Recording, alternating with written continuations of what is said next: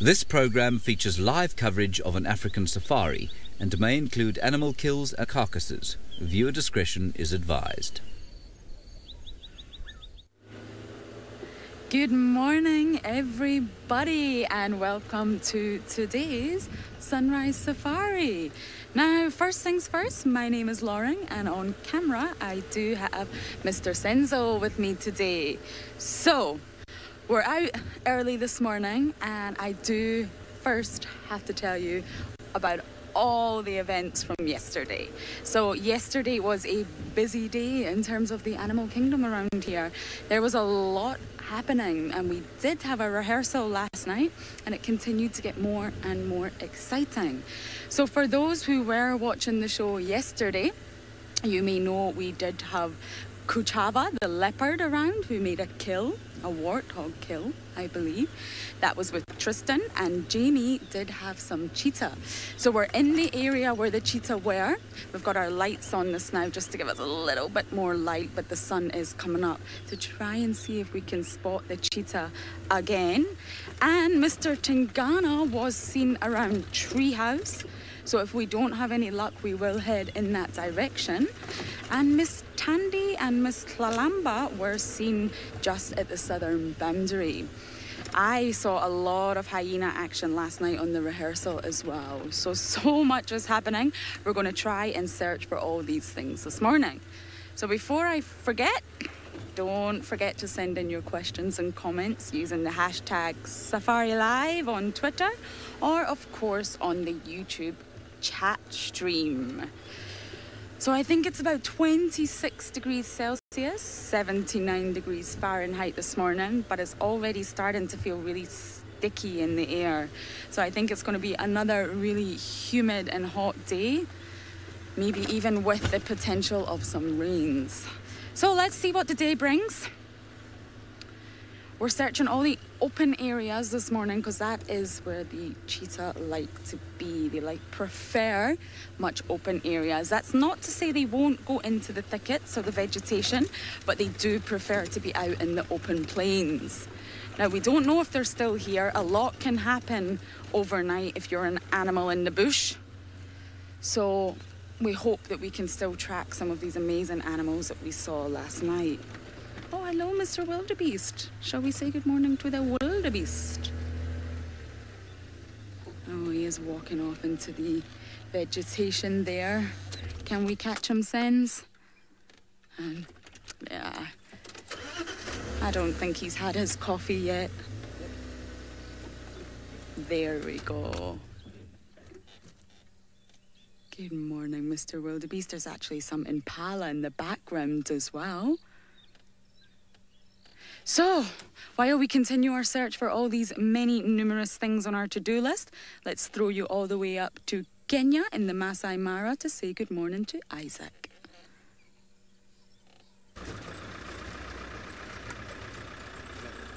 Well, good morning, everyone. Welcome to the Masai Mara. Still using a spotlight to see if we can find something for you guys. It's 18 degrees Celsius and 64 Fahrenheit. We haven't found much. We're heading towards Sausage Tree Pride. Hopefully we can find them for you later. But it is a very chilly morning for us here. It's not normal for us to be this cold. This is the time of morning that we hope to find something for you because all the cats are still out. So we still heading towards Kambia Mungu, which is an area that the Sausage Tree Pride hangs around sometimes. There is not much here for them to hunt, so apart from the old buffalo, and I'm hoping to find them before it gets too warm for you guys. On our way here, there has been lots of action. You were fast asleep when we started.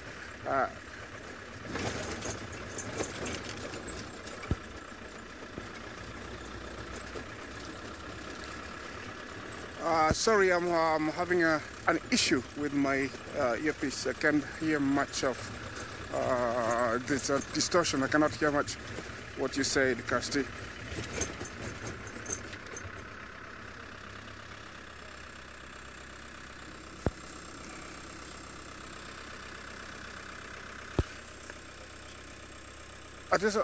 Sorry, I didn't hear that. We have to repeat again.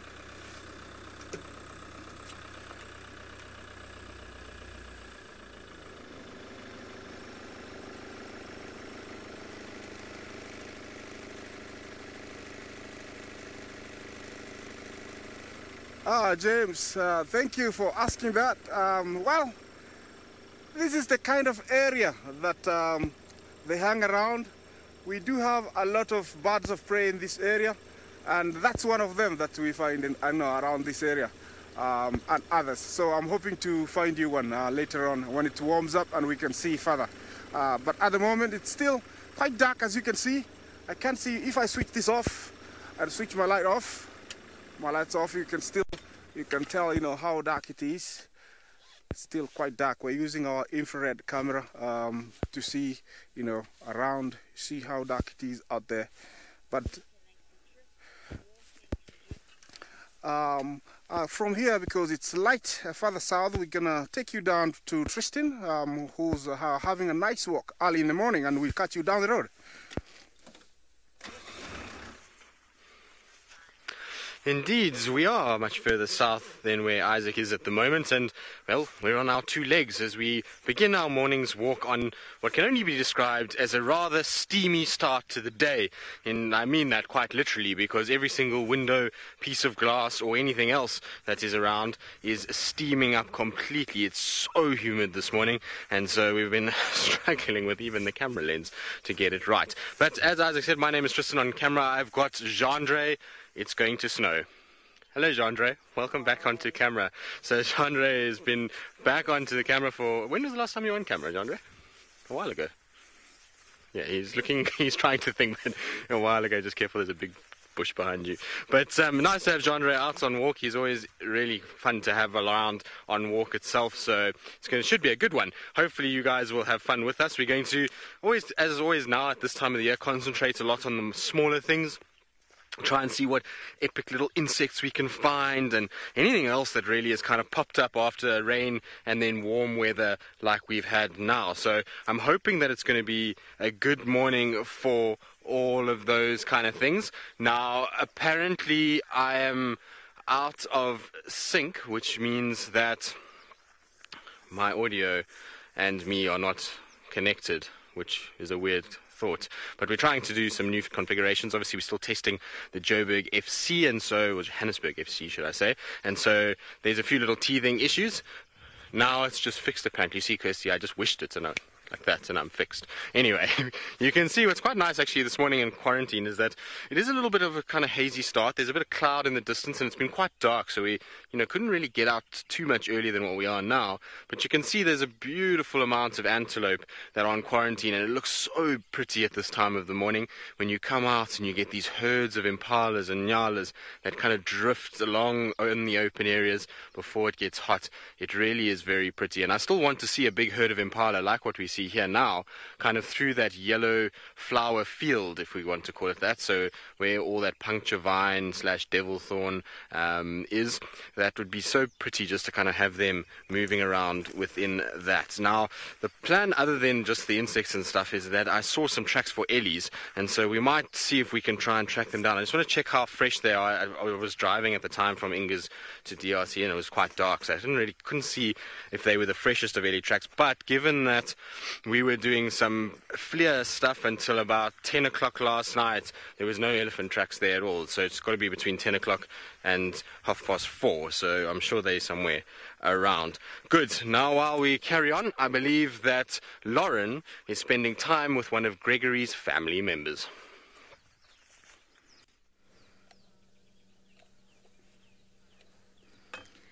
Ellie tracks, how exciting. I was actually hoping to see some elephantes today as well, so we'll keep our eyes open. But we did come across this little guy literally in the middle of our path, which is why we decided to stop and say good morning. I love saying good morning to all the animals. This is a tortoise, of course, and I was going to ask you all which species it was, but it's just turned to the side and actually given it all away. If you can see just towards the back layer leg, we'll see if Senzo can capture it for you. There is a hinge, and this is the key identification feature of the Speke's hinge tortoise. Oh, I say no, I'm off. Now, if you look at the way they actually move their legs, these guys can move really, really fast if they're feeling a little bit threatened or scared. He's obviously not scared right now, but he's off on the rest of his journey for today, carrying his mobile home with him. And of course, they can't leave their home. Oh, Gregory. Kirsten will be very sad that she can't see Gregory anymore, that's for sure. Gregory is a tortoise that comes into our camp. It's also a Speke's hinge tortoise, and we believe it's set up home there, and it just wanders in every single day to say hello to all of us. He is the cutest, oh, okay, we can hear lions calling. Alrighty, we just heard some lions, so we're going to go on our way. But yes, Gregory is the tortoise that comes into our camp. It was coming from this direction. Yeah, okay, let's see if we can follow up on these lions. We did actually hear them roaring through the night. Bye, Mr. Tortoise. No, I'm not going to lie to you. I didn't hear them roaring because once my head hits the pillow, I'm fast asleep. So I didn't hear them roaring, but a lot of people did. So they are definitely around. So we're going to try and see if we can find them for you. Now you always have to be careful when driving here, as this is when you do see things in the middle of the road, like tortoises, snails, even snakes. So you've got to be careful that you do not squish them, of course. Right, lions. We'll go this way. We also saw some leopard tracks as well. So please send us all your good vibes for this morning. I feel like today is going to be a good drive.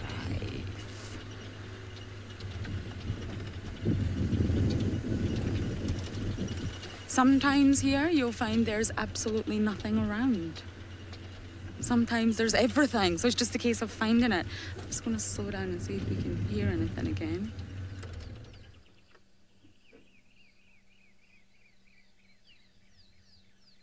I hear a lot of birds. Hopefully you can hear the birds too. But not lions. Okay, so we just thought we would say good morning to the tortoise, but for now, I'm in the wrong gear and we are going to throw you up to Kenya again to see Isaac.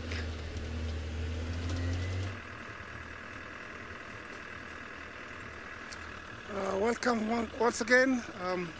We're down on Kambia Mungu Creek and it's still dark. I'm still using my spotlight. The grass is slightly higher than I expected. I haven't been here for about 3 months, but I'm still hoping to find you something before sunrise, or if not, maybe after that. This area is one of the most pristine areas of the Masai Mara. Sorry about that. Although it's still dark, later on you're gonna see untouched, unexplored. I think very few people have been here, and we've been very fortunate, to follow the Sausage Tree Pride. Before I joined SafariLive, I used to come here, and the Sausage Tree Pride wasn't Sausage Tree Pride for me, but now it's nice to know that it's called Sausage Tree Pride. I know them, last year they had 2 cubs just along this creek. And actually I had seen them, end of October, and I think now they're about 5-6 months old. I'm hoping to find them before the end of the morning, but who knows? I don't know if they're there or they move farther towards Tanzanian border, but yeah, we'll try and find them for you. It's not easy driving on this kind of roads together, trying to spot using a spotlight. So I'm trying my level best.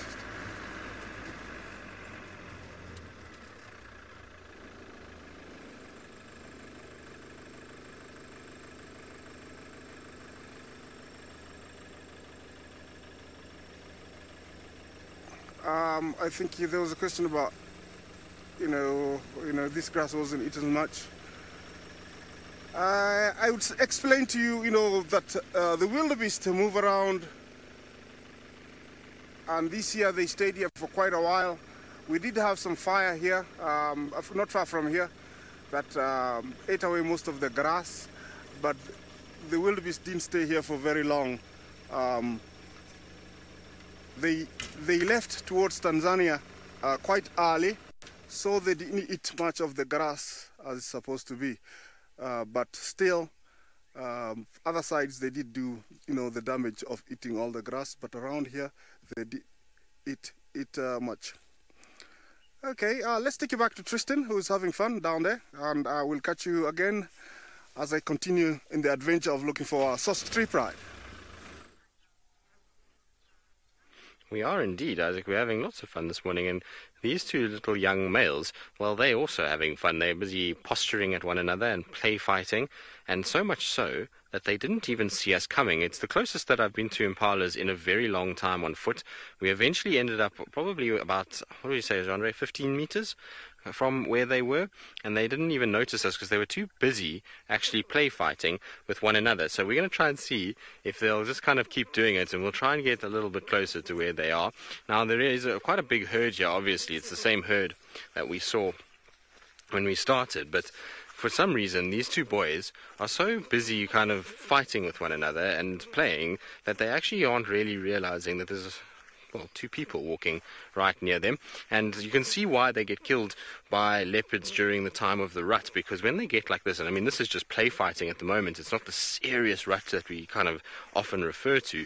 You can imagine in the rut it becomes that much more serious that they then end up getting themselves unfortunately killed by all kinds of predators. Not even just leopard, but leopards utilize it a lot because they know that the attention of those impalas is completely removed.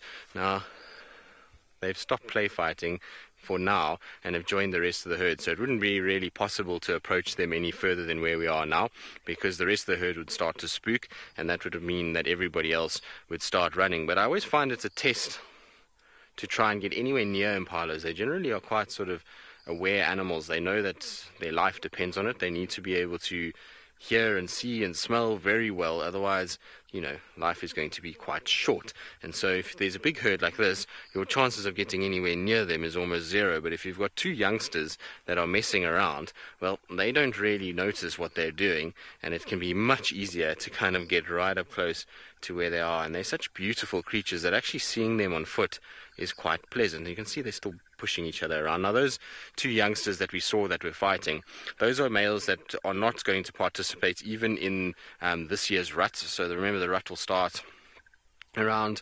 April, May, June. That kind of is when the rut is. Well, there's two sort of separate ruts, if you want to call it that, June being the sort of later one. But they just kind of practicing, they mimicking adult male behavior, and so this is all kind of instinct, and as those hormones flush through them, they're going to start to want to test each other and push each other. And it'll be important that they do these, because it's all kind of practice for later in life when those necks get much stronger and the horns get bigger, and they really do have to compete properly in a proper rut. So it's might seem like fun now, but it's vitally important that they do this. And as they get older and stronger and those horns get bigger, so that competition gets more and more, and the kind of feistiness of the fight gets that much more, and you'll actually hear the clashing of horns. And come April, May, it gets quite serious. But I want to just see if they'll let us just get past this tree, and we'll be able to kind of get a nice view of them a little bit more unhindered. Some of the females might get a little nervous and walk a little bit, but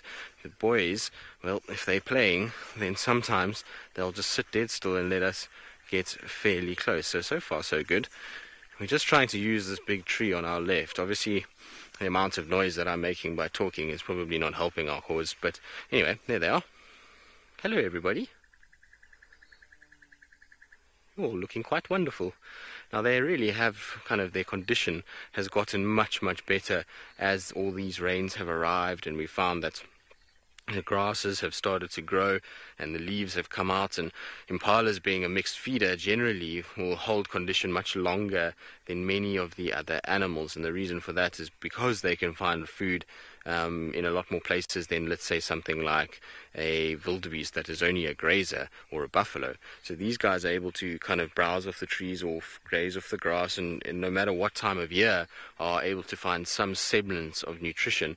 And the thing is, though, is when it gets green like this, they'll also take huge advantage of that. And the males need to do it particularly, since we've been talking about males mostly, they need to do it the most, because actually they're going to expend a huge amount of energy over the course of the next few months, and they need to kind of build themselves up and get physically powerful if they are to try and be successful in the rut and be able to kind of compete.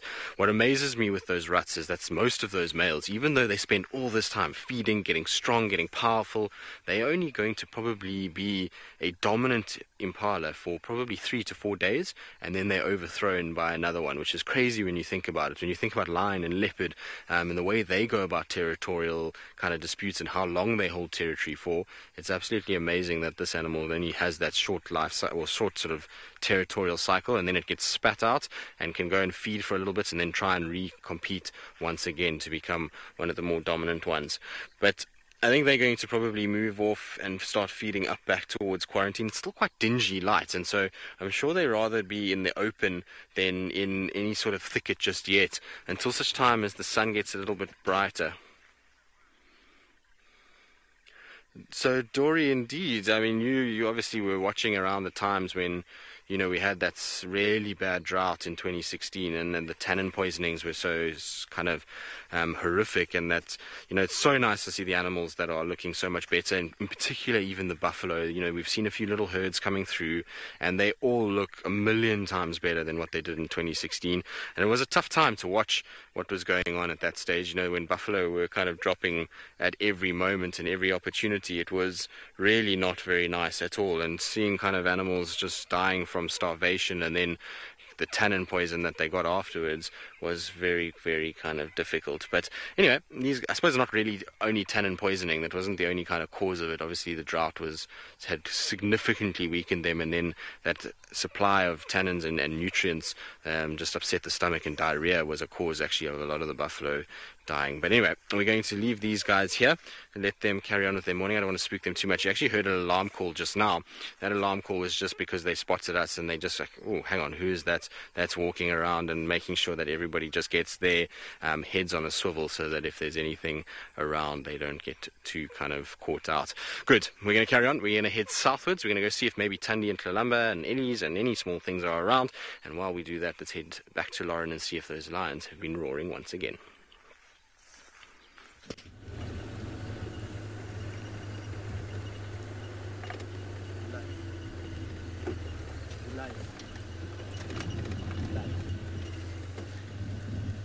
Really? Oh, so I don't know what happened there. I didn't get any communication. Let me just check. 1 second. Ah, there we go. I'm connected to the world again. Imagine that. Sorry about that. So we did see some cheetah tracks, but we do believe they are from yesterday. So I think leaning over to see the cheetah tracks, I pulled out my comps. Dear me. So we're still searching. It is a bit of a slow morning this morning, but we've done the sort of northwestern boundary. So now we're going to go further down south. That's where we saw all the activity last night, down towards the southern boundary. And we saw 3 different hyenas. It was dark. We do the rehearsal when it gets really dark, so I wasn't able to identify who the hyenas were, but they were all around the southern boundary yesterday. So I'd love to catch up with some hyenas. As many of you know, we did have a den with the matriarch here, and they seem to have moved their dens into an area south where we're not able to traverse. So that is very sad news indeed, but you never know, they might move again. They do seem to be moving a lot at the moment, so it would be great to get some hyena action as well. And they were, of course, around the southern boundary because Tandy and Talamba had a kill there, so that's most likely what they were doing, trying to steal the kill. We did see them eating, so they obviously had found something along the way. So that's where we're heading. We're going to take the long way round to the southern boundary and see exactly what's in store for us. You can also let us know using that hashtag what you would like to see. Any of your favorite animals that we can try and spot along the way, let us know and I will do my very best. The sun's came up now, so gives us a lot more light to work to. Oh, it looks like someone has had luck with a herd of ellies, so we're going to send you over to Isaac to go have a look at them.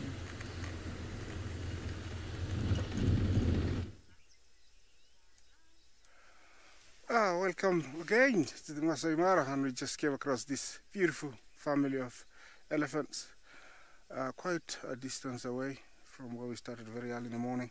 It's still sort of, it is dusk, you know, it's dawn here, and you know, we still have another maybe 20 minutes until sunrise, and we found this family of elephants that are enjoying themselves very early in the morning. They're heading onwards towards the river, which is a bit of a way. They might make their way there, you know, later on in the day. It is quite beautiful. The birds are chattering. The light is changing quite fast, and this beautiful family is also, you know, enjoying their early morning grass. Yeah. Beautiful scene of the Masai Mara, the Balanitis trees at the back over there. Remember, you know, we're quite a distance away from everybody else. It's very quiet down here. We started out very early because we wanted to be in this very beautiful, special place. Another two young ones. We've been seeing quite a lot of young ones in the last couple of weeks. They've been hiding since the migration, and now to see them come back.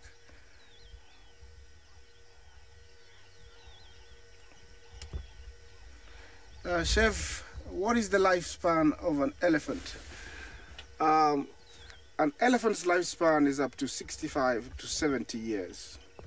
If they live, you know, to the fullest without any hitches in between, they live about 65 to 70 years. And you know, elephants are those animals that live as much as us. So I have lots of respect for elephants. And also very interesting about elephants is I love how, you know, they live in the matriarchal close family where they are led by the matriarch, you know, the modern day life that we have. That's the way they live. Over here you can tell it's about, I think, 2 fully grown females and their offsprings. That's good. That looks like a very mature female. Looking by her size, the size of her tusks, you know, she looks, and the, you know, the texture of her skin. Although I'm not close, but I'm able to see it through my cameraman's bungee. I can tell that the skin is quite wrinkly, and I would give her a good 50 and above years. So she's doing very well.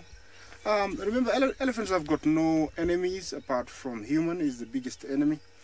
Of course, man with a gun. But over here, they have no enemy. We are very good friends, and that's why they are very comfortable, you know, having us around. I think that youngster is trying to suckle. That's why the mother has got that one leg forwards. But the mother is not very, you know, patient. He's stopped again, put the leg forward, which is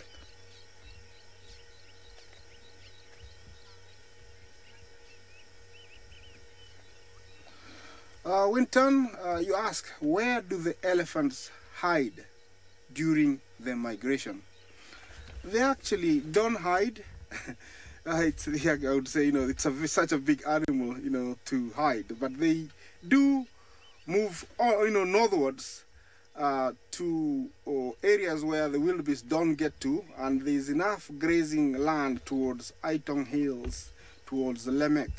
Those areas they go towards a place we call Gerende. They move all to those areas that are quiet and the wildebeest don't get there. That's where they go. But they can hide away from the wildebeest in these plains. Yeah, it will be interesting to see, you know, an elephant trying to hide, you know, in this open plain like this. Yeah, that guy, you know, seems like he's using his trunk to check the wind. Maybe he picked our scent.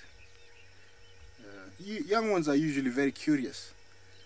And I think, you know, just like kids, you tell them, you know, don't do this, they do. Very much the elephants will try and test, you know, winds, listen, anything that they're not aware, they will see their demeanor change. I can tell that, you know, I cannot see directly what's happening to that young guy, but I'm assuming he's trying to suckle, and I think he's coming towards of his, you know, time to drink, because the tusks are already about, you know, half a foot long, so they're actually a menace to the mother, because every time he will try and drink, he will go at the mother. You can see the tusks there. Actually, he doesn't have that big, this guy. So actually, he's drinking. I'd say he's still under 18 months. So he's very, very much dependent on his mother's milk.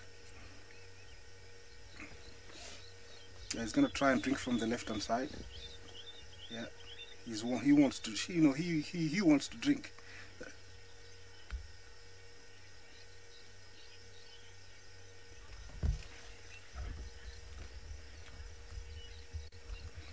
Universe, you asked me if I ever seen an elephant harm another animal. Yes, I have seen. There is some times back down in my village where, you know, people plant maize, and we live very close to these animals, and they came. They started feeding on the maize, and there were cattle not far from there. When people try and spook them and chase them away, they headed away towards the cattle, and a female elephant put a tusk through a cow. That's one of the first few times I did see an elephant harm an animal. Well, those tusks are actually a lethal weapon when they decide to use them. They use them to dig, you know, soils, like for minerals in the ground, and also debark trees if they need certain fiber that the female usually knows at what time of the year to feed the rest of the, you know, family with the fiber. So yes, they are used as, you know, tools, and they can be very, very lethal. Okay, let's proceed on, see what we can find for you. It's getting light, and I'm delighted that I can use my binoculars now. So let's keep going, see if we can find you the sausage tree pride, which Jamie tried yesterday to find in vain. But we are in their territory, and I'm positive that, you know, we're gonna find them before the end of the show.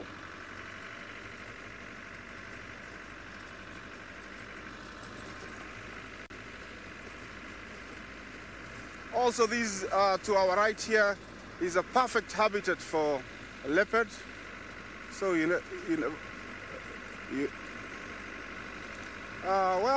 as we drive down this forest, we'll take you down to Tristan, who's walking down the road. I hope he finds something nice for you guys.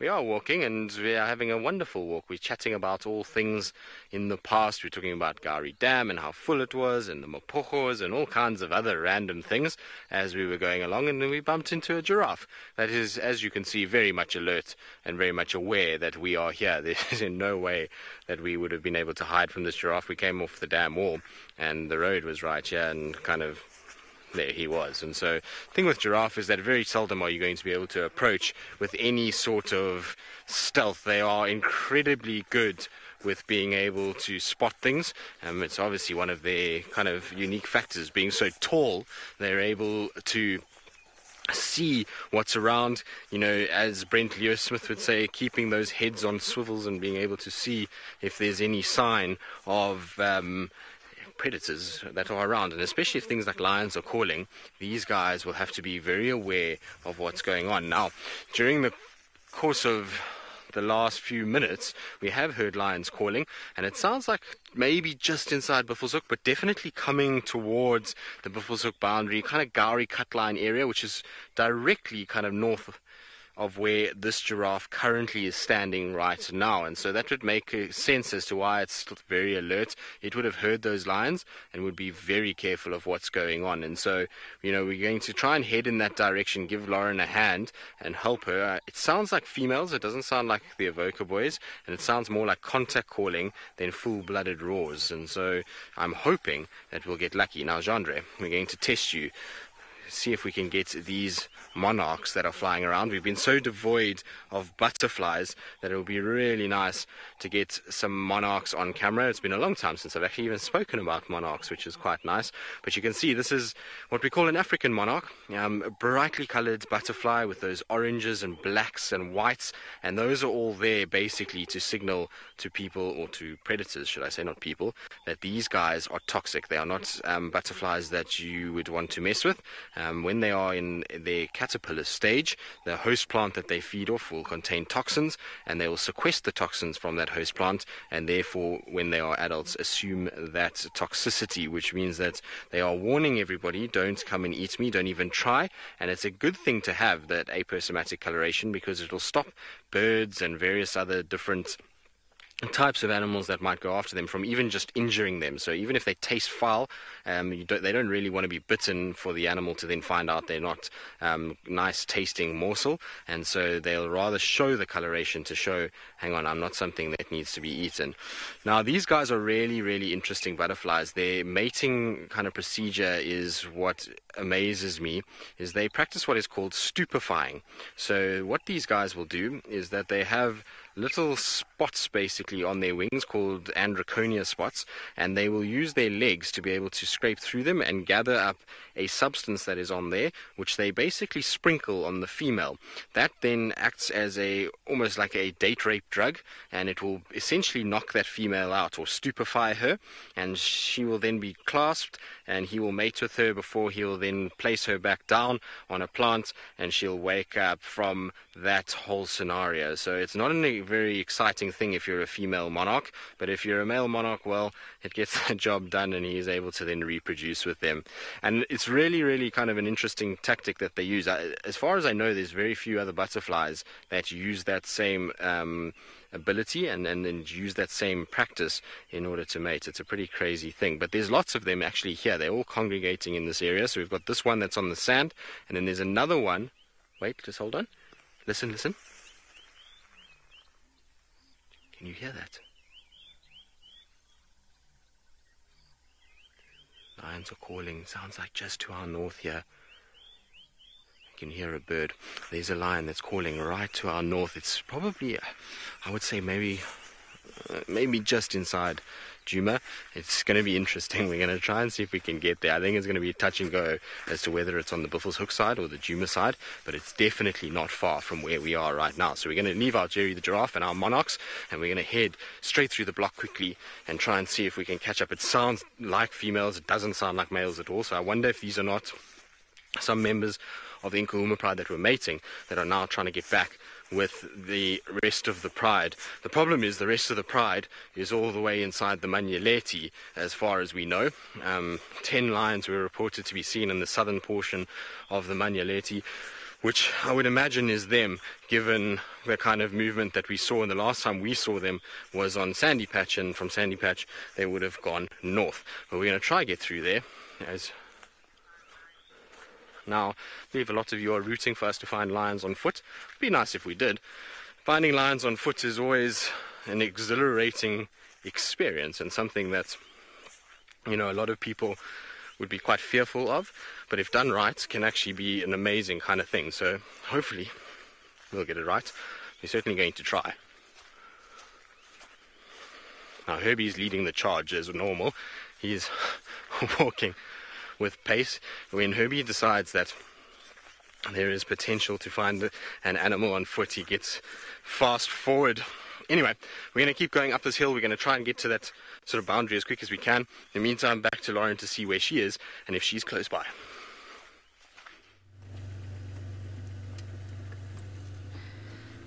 So we're at the northern boundary. We made it, and just like Tristan has been saying, we're going to follow up on some lions. Apparently they're being very noisy, and they're coming from this exact road here that we have in front of me, the big highway, the Bush Express. So we're trying to keep our ears open, but they're somewhere around here. And obviously Tristan said it does sound like a female contact calling. So we don't know, but if they're around here somewhere, we are going to find them. There is other vehicles out at the minute as well. So hopefully we can have some luck with the lions. If not lions, we will go for leopards, don't worry.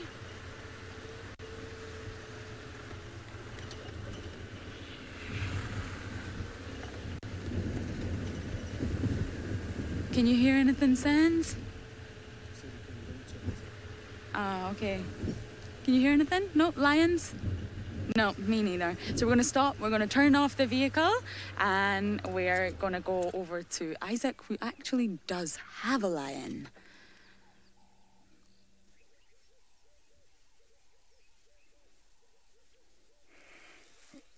Yes, we found one of the sausage tree lionesses.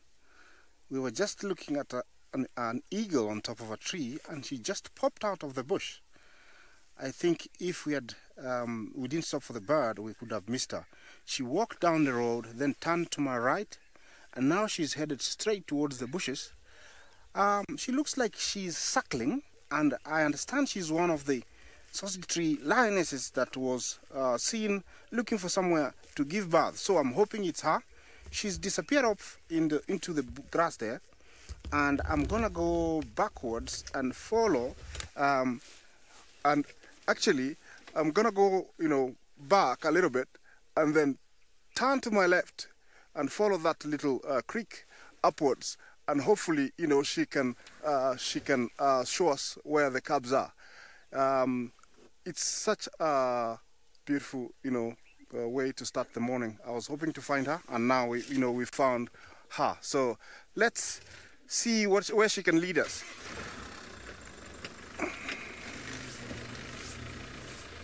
She has disappeared completely, and I am hoping that she's gonna come out with the little guys, or we are going to find them in that little creek over there.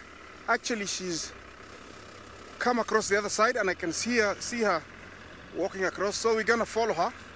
That's perfect, because she came out on the right side that I wanted her to come. So we're gonna be on her for the next few minutes, maybe hours, and see what she can show us. She might introduce her to the new bundle of joy that everybody was expecting from earlier this year.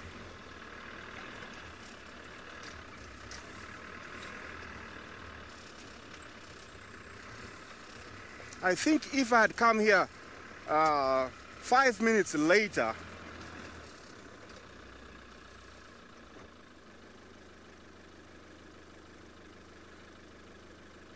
but you say how different it is, the Mara is 12 years ago and now.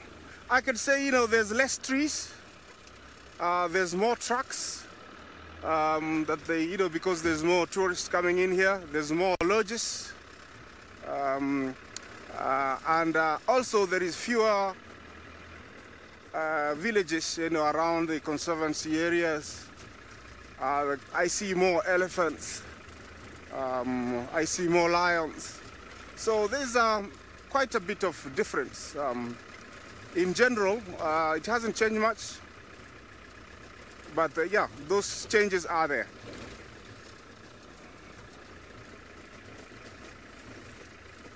You'll be seeing her in front of me shortly, because she's walking up the road. And it's almost sunrise now, so it's beautiful in front of me. I don't know if you can see her walking down the road there. I'm gonna follow her from a distance so that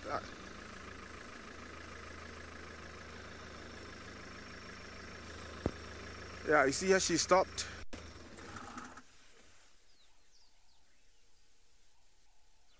She's walking down the road, as you can tell. I think she's heading towards the cubs because she's not in hunting mode. Usually in hunting mode she'll be more like scanning and looking around everywhere.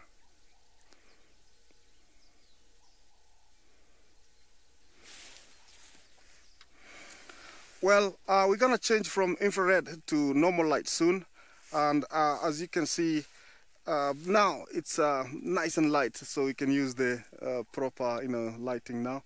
Yeah, we're going to follow that lioness. She's heading down the road. Hopefully she can bring us home to where the cubs are, or she can show us where the others are. So actually I don't know where she's heading, so let's follow her, see what's happening.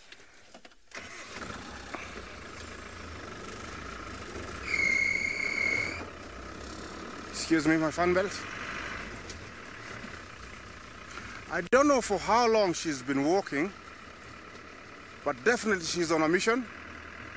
She's using the track which has got less grass. Paula, thank you. Yeah, everything is always better in color, and it's even more beautiful here in the Masai Mara. The air is so fresh. I wish you were here.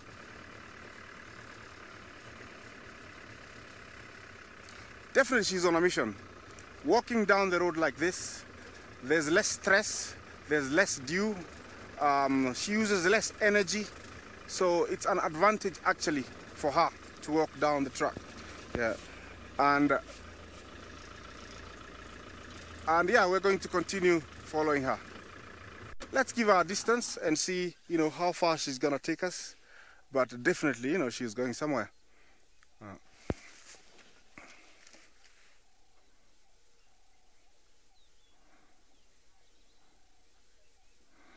Nico, that lioness, she's big, she's fully grown. I would say she's a good 120 kilos, which brings to around 260 pounds. She's big, she's a big lioness, fully grown, about maybe 6 years. And you can tell when we get closer, I'll ask Bungay, my cameraman, to zoom into her nipples, and you see how they're sagging. That tells me that she's suckling, because definitely her tummy is not big enough for her to be carrying babies. So she's given birth, and we are on a mission. She's on a mission. We are on a mission. Let's see what she can show us this beautiful morning. It's almost sunrise.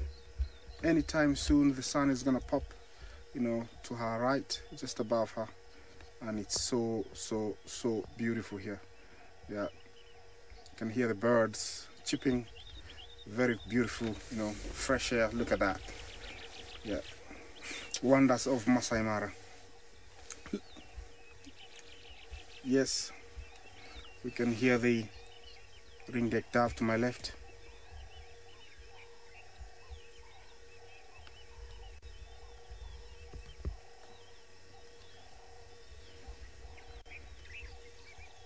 Beautiful. Yeah, all the birds are so happy to have survived the night, and that's why they're chipping away. She's still walking down the road, and I have given her a good enough distance, and I don't want to lose her, so I'm gonna try and keep my eyes on her, because she's gone behind a corner further up. So I'm gonna head down the road again and see where she's going.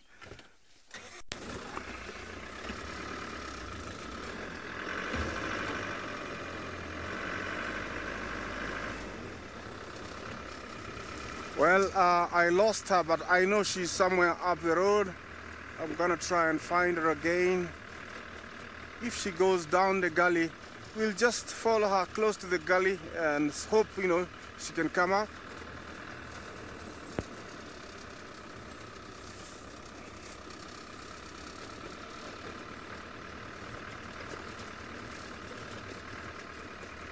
Yeah, I can see her now. Long ways up there.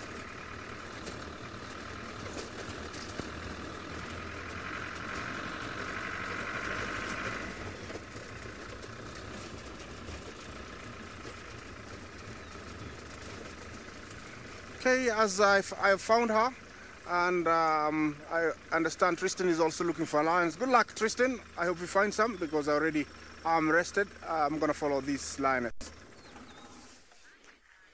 Well, Isaac, hopefully we can say the exact same thing shortly, that we also found the lion, but so far nothing yet. We've been trying to kind of close the gap, so to speak, and so we've been coming up this hill as quick as we can, trying to get closer to where she could potentially be, and also just listening out in case she starts to call again, because that's going to be the easiest way for us, or if we can hear some sort of alarm call or anything like that. So it's important when following up and trying to find an animal that one tries to go as slow as possible and tries to listen and go as quietly as they can, because obviously any little sound is going to help you with being able to find particularly something like a cat that has incredible senses and will hear things walking and making a lot of noise, and so we're just trying to keep it as quiet as we can.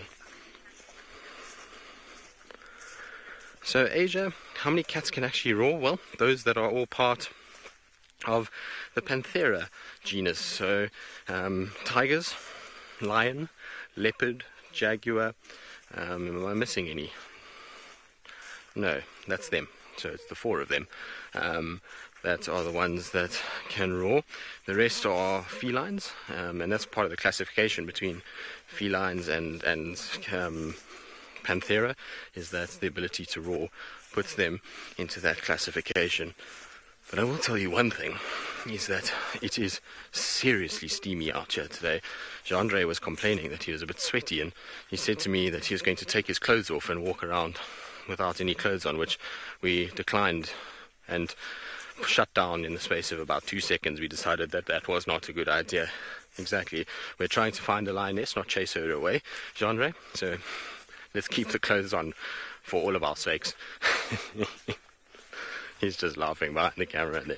But it is very close. It feels like the air is thick. It's much like last night. And so I'm sure rain is on its way. It can't carry on this humid without it breaking at some point. And there's already some cloud cover that's come through. And so I'm pretty sure soon we're going to get a lot of rain. Like I was saying yesterday, there's expected to be a huge amount of rain over the course of the next few days. So next week should be quite interesting. If it does rain as much as they say, we will get flooded out quite quickly. Good. We're going to head off, see if we can find this lioness. In the meantime, back to Isaac, who's still following his, and I wonder where she's off to.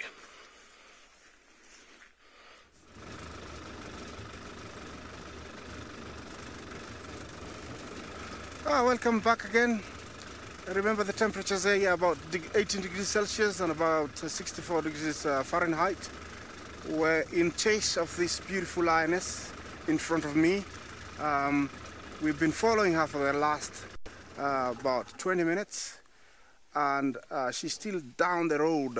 Looks like 100% she's on to something. To my left here is a nice big bull that just came out of the bush, and I don't know if he's gonna pick up the scent of the lioness because he's actually downwind. Let's see what's gonna happen. You know, he's picking up the pace. It's like, you know, he's picked the scent. Let's see what's gonna happen.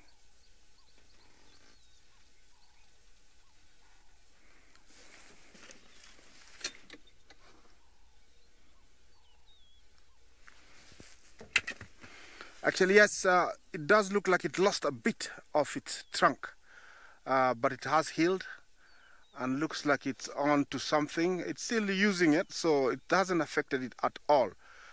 These are, you know, problem caused by, you know, illegal poaching. There are those people in the surrounding areas of the game reserves that put snares that are meant to catch small prey. And you know, snares don't discriminate. They'll catch anything, so they end up, you know, catching the elephants and chopping off the tips of the trunks. But you can tell, you know, he's using this trunk very well. It hasn't affected him very much. Our lioness has turned to the left and she's headed to the bushes, so this could be it. I don't know.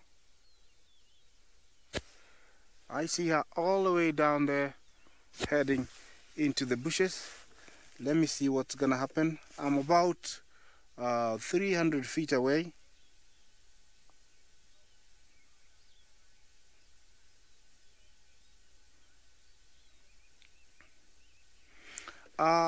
Lily, thank you for your question. Lions at 7 years old still need their fellow members of the pride. Only when they give birth, they separate from the rest of their pride so that the young ones can get an imprint of their mother's scent for up to about 2 months, and then they are introduced to the rest of the pride. Sometimes when there's scarcity of food, pride members will split, so whatever they get is enough for themselves. But in this case, she needs a bit of privacy so that, she can get to take care of her little bundle of joy, which we suspect, and then later on, she's going to introduce to the rest of the pride. So yes, at 7 years, they do need each other. There are certain situations that will force a female to split, but right now, she's still an active member of a pride. Let's get closer to where she went into. She went into that gully, and I'm trying to get there so I don't lose her. So allow me to get there for you and see what's there.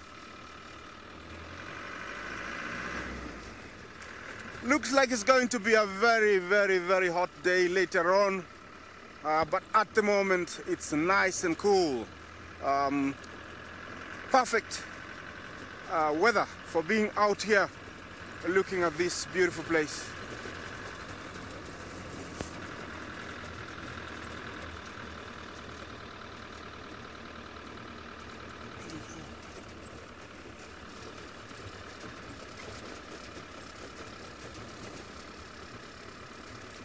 She went in here.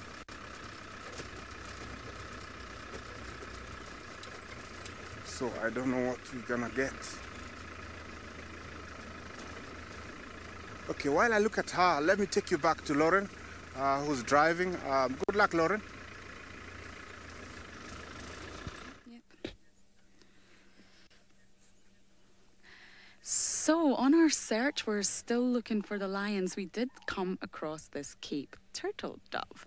Now, it's probably not, well, what most people would think the most interesting bird here, but for me it actually is. These birds are really incredible. They have a very common call that we hear all the time, and of course they're closely related to the pigeons, but pigeons are much bigger, and I can definitely vouch for that coming from the UK. So these birds are actually have the ability to feed their chicks what is known as pigeon milk. So most birds don't do that. It's a very mammal thing to provide milk, but these birds actually produce pigeon milk. And it's both sexes, both male and female, that are actually able to produce this in their crop. And they will feed their chicks that in place of normal food for the first few days after hatching. Now, to me, that is just amazing. I really think that's impressive coming from a bird. And although the pigeon milk has evolved completely separately from the sort of mammalian milk that we are more familiar with, it's got some remarkable similarities, and there's actually been quite a few studies done on this really recently, and it's all based on the fact that the whole process of producing this milk is regulated by the exact same hormone as mammals, and that is known as prolactin. So there has to be some similarities there. So there's a lot of research going into these birds at the minute. So although they may look like the basic birds of the bush, they've actually got a whole interesting side to them that you would maybe not think. They're also one of the few birds. Oh, a lot of people are saying they never knew that. Yes, I've read a lot of studies on it. So the fact that it is regulated by prolactin does provide some links to mammals. So I think they're really studying that at the minute to get more information. And most birds, when they drink, they do this sip and tip kind of move. I'm actually going to see if Senzo can allow me to show this. Now, this is going to be funny, but I need to show you exactly what I mean.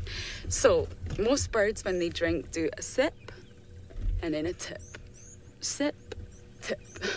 I hope that was accurate. And this is to get the water down the back of their throat. So they'll sip it and then they'll tip it. But these guys over here, they don't have to do that. So they're one of the few birds that really don't have to do that.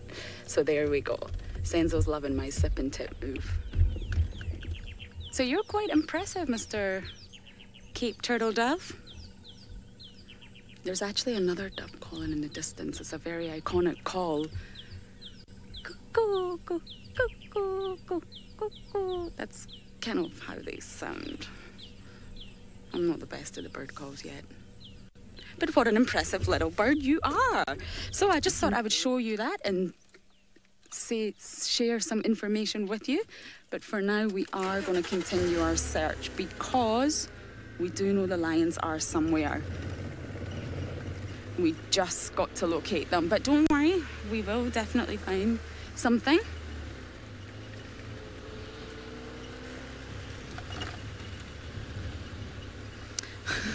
So it looks like Tristan has found something very exciting to do with sand. So let's go and see exactly what it is. Away.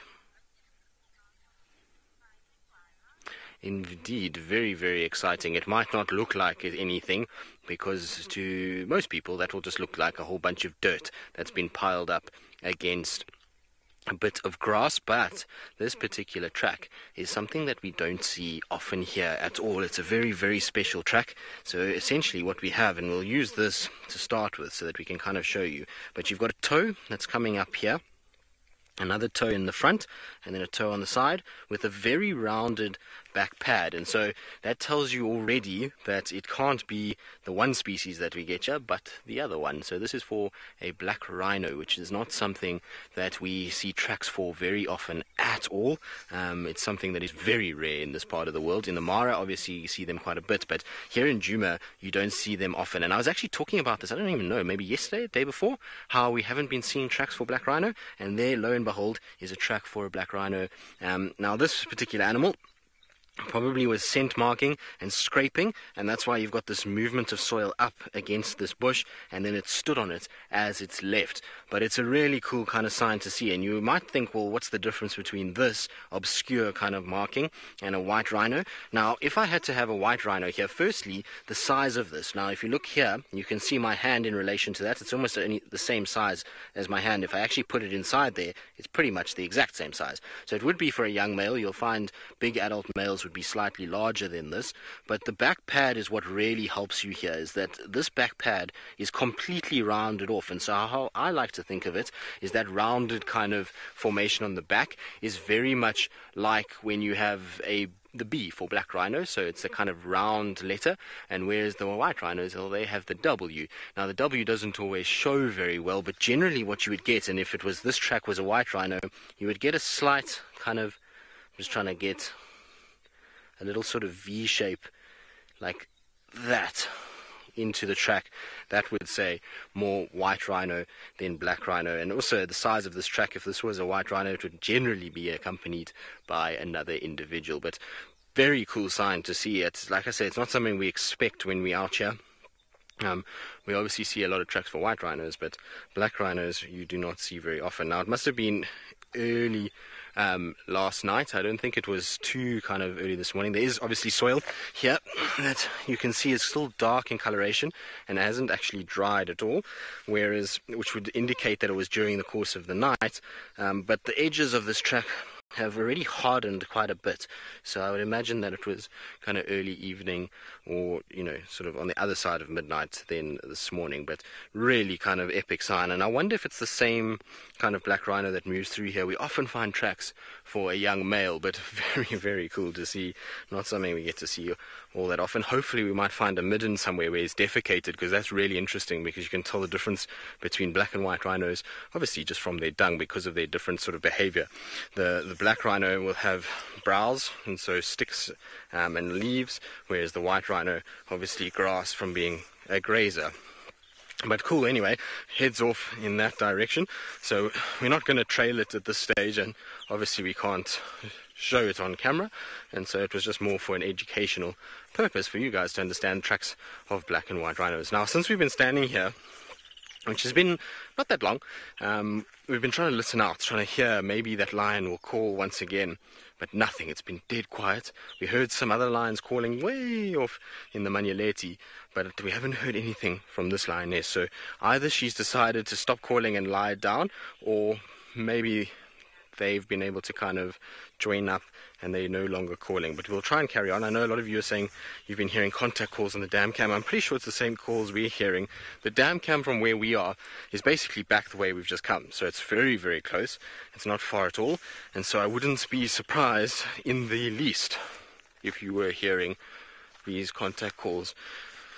Hopefully she'll call one more time. It would be nice, because it's much easier when they call. It makes life far, far, far easier in terms of actually finding them. Now we've got to try and rely on some tracks, and the thing about tracking at the moment is if I walk here and I step, you can hardly see my track at all. It becomes really difficult. And so when you're tracking in hard ground after rain, and when it's like this, the best thing that you can look for and how you try and find and spot tracks is essentially, if you look at the soil around here, you can see it's quite disturbed. There's little droplets of rain have been everywhere, but where I stood now, you can see that there's a smoothing that takes place. So that soil's been compressed, and even though it's very, very hard and you can't see the shape of the soil, you can see that something walked there, that it's shiny. And so if you can get onto the trail of a cat, generally you can follow a line and you can kind of see the path that they're roughly taking, and then you look for the shine that's on the soil, and that's how you'll follow it. So you're not actually following physically, seeing exactly the outline.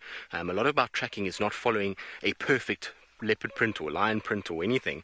It's about seeing little markers that will allow you to kind of follow that trail. And you know, the really kind of incredible trackers, the best of the best, they funnily enough don't actually follow the footprints tightly. A lot of the time they'll see footprints and they'll look in front of them and they'll work out, okay, where can this animal go and where would it go if I was it?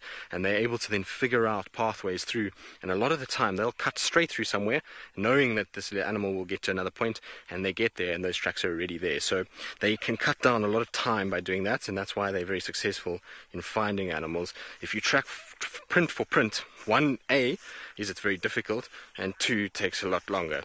Good, we're going to keep going. We're going to keep heading just up towards Buffalo Cut Line. In the meantime though, back to Isaac, who's following his lioness.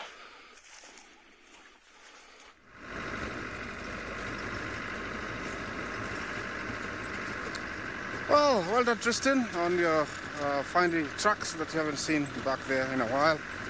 Well, while you're away, we followed that female. And she went across the laga and she showed us the rest of the family. So we are going there. Hopefully, you know, they're gonna stay and not cross back to the other side. So let's go find out what they're doing. She went across the other side, crossed way up there. So I had to come back all the way back this way and see if we can find them now for you. I don't think if it was for her, we could have found the rest of the pride. We don't know yet how many there are. She didn't take us to the cubs, but I cannot complain, you know, finding the rest of her family. She's somewhere up there.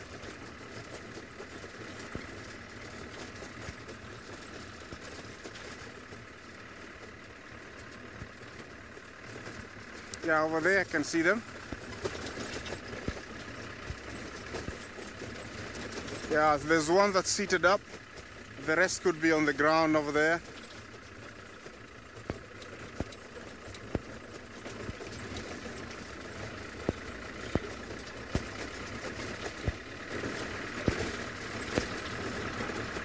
Funny enough, looks like it was going to be very clear, but the clouds have gathered a little bit, which is perfect for us. It's going to stay cooler for longer.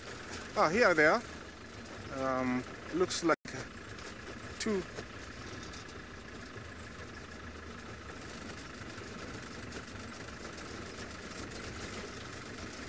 Ashley, thank you for your question. You ask if lioness choose dens when they're giving birth to each other. No. Individuals choose their own spot, but soon as the cubs open their eyes, which is the age of about 14, 10 to 14 days, they'll introduce each other's cubs to one another. So they might be at a distance of around maybe 100 meters to 200 meters. But then soon after, they'll bring the cubs back together. These are the ones that we just found. She led us along the road the other side. She crossed the riverine and then came around, and we could not see the others until she came across them.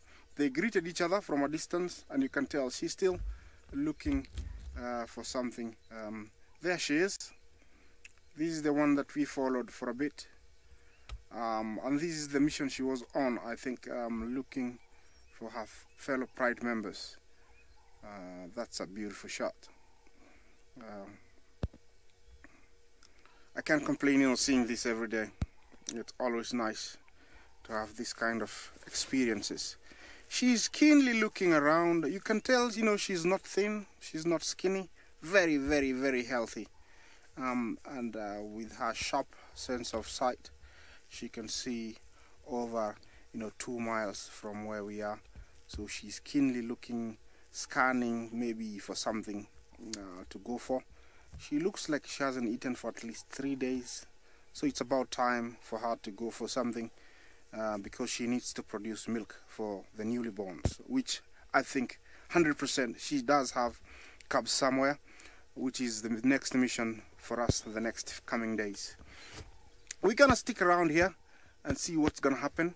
The rest of the females of her sisters who are here, they're also very keenly looking around. You can tell their intense looks. Yeah, see this one, her sharp eyes looking across the other side. I don't know what she's glued to. Remember, these are the sausage tree pride. Yeah, remember this is a sausage tree. As we'll continue looking at them, let's take him back to Tristan with some ants. Well done, Isaac. Hopefully the little ones will be around there somewhere and the whole pride will come together, and maybe even the O'Donnell pike males will also make an appearance. But we're not following around big tawny predators, we're following around ferocious little predators in the form of drop-tailed ants. And the reason why we stopped to have a little look at them is because they're busy moving eggs at the moment. Now this can often be a sure sign that these guys are expecting weather. Often when you see them moving eggs, sometimes it can be from a particular nesting site where there is unfortunately quite low to the ground, and then they start to move the eggs and get them a little bit higher up. Now you'll see one that's going to come over here. I'm going to try and just show you. I don't want to disturb their path too much, but there is one carrying a little egg. Isn't that cool? It looks like a little grain of rice that it's moving.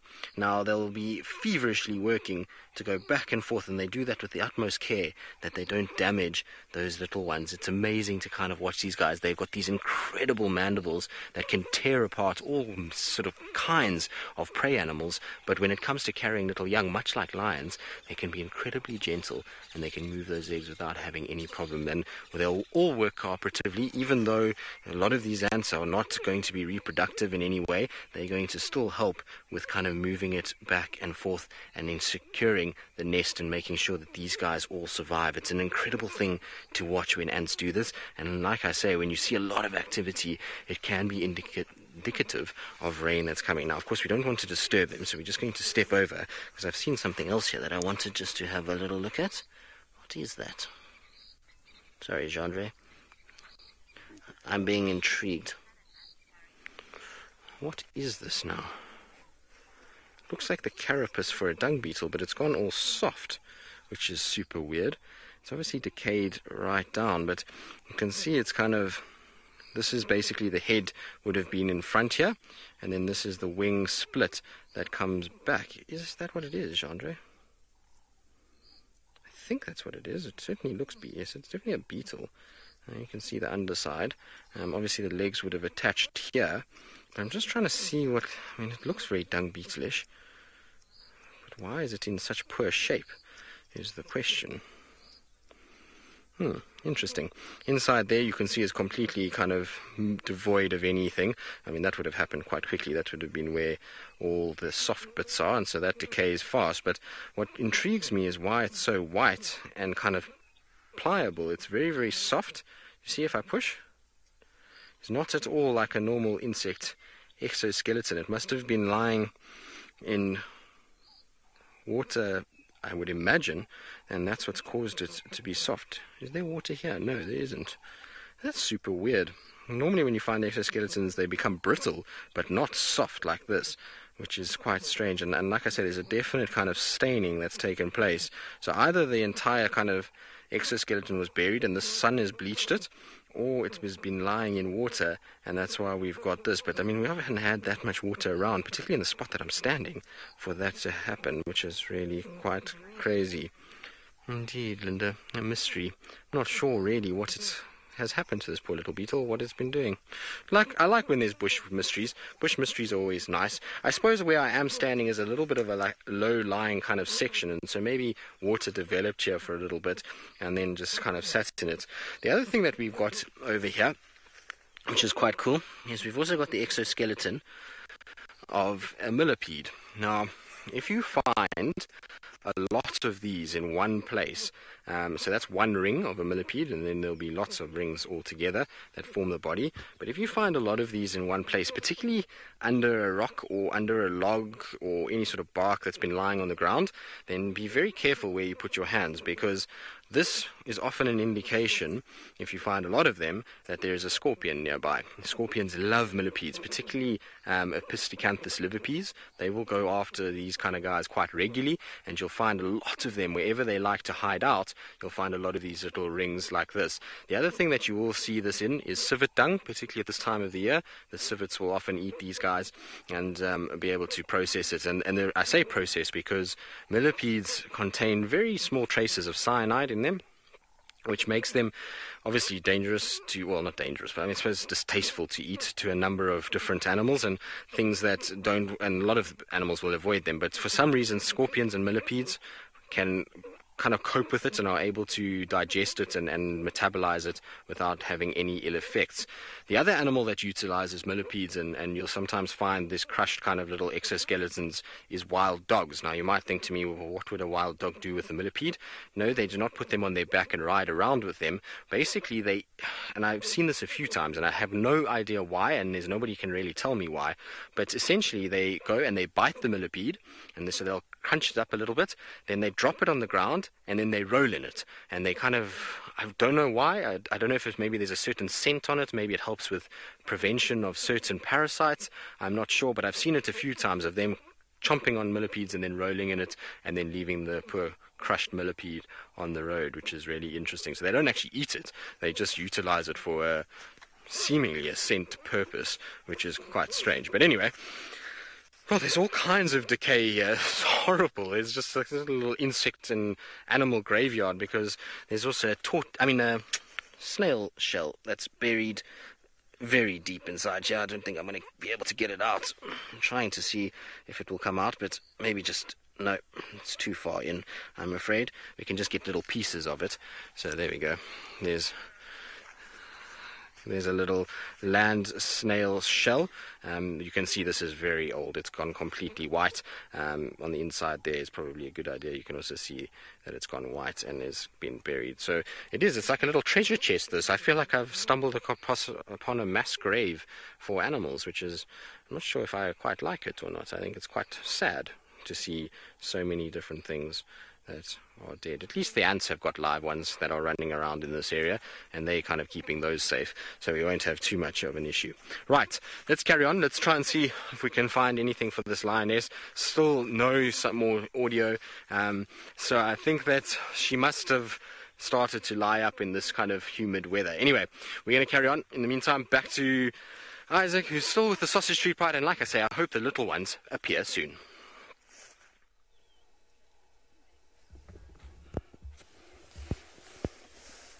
Welcome again. Now it looks like they're discussing something in silence. One looking to the right, one left. scanning around. Definitely this was the mission for the mother we found earlier. She came, she was following her sisters. She's found them. Looks like they all ate last together. And I think here what is being discussed is what is the next thing on the table. It's still nice and early for them to get something. At this time of the year, in places like this, the only thing available on the menu is mostly the poor warthog and the old big Cape buffalo. Otherwise, there is scarcity of the rest. The times of plenty are gone until later on this year. But you can't tell, they've been keeping themselves.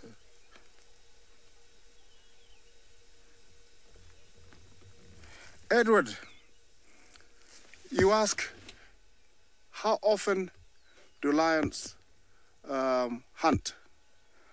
I would say once they've eaten, they can go up to 3-4 days.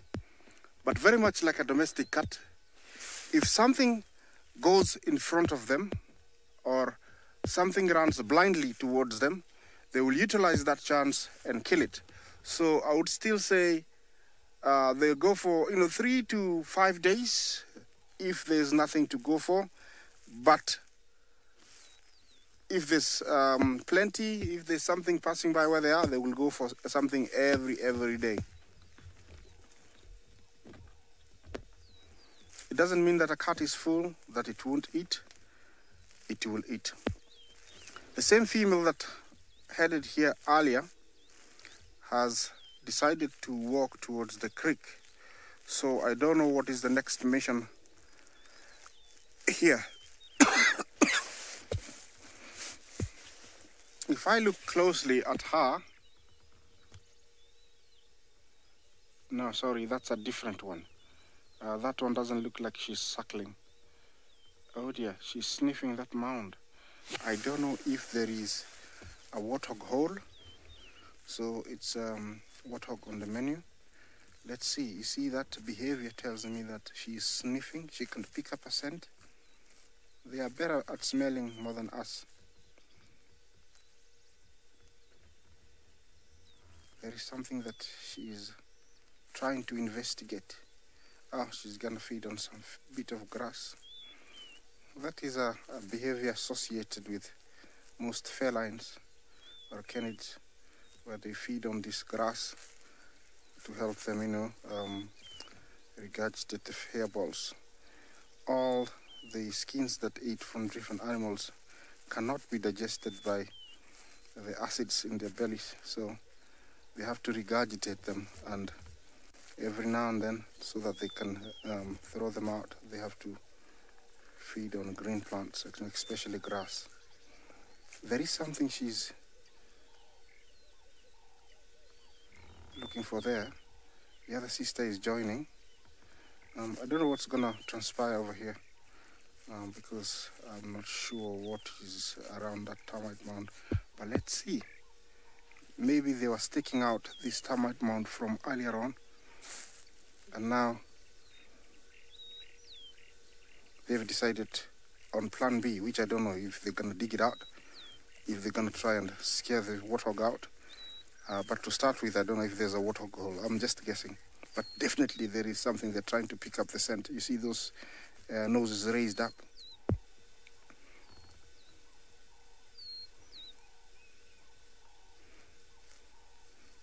Look at their bodies. It tells me, they're very healthy, only that they haven't eaten in a few days. Yeah. What's happening here? Is there a burrow? Yeah, looks like there's a burrow, you can tell, Yeah, is she gonna dig? Look at that. Oh, she's put her head all the way in. What's happening here? Okay, let's observe a little bit.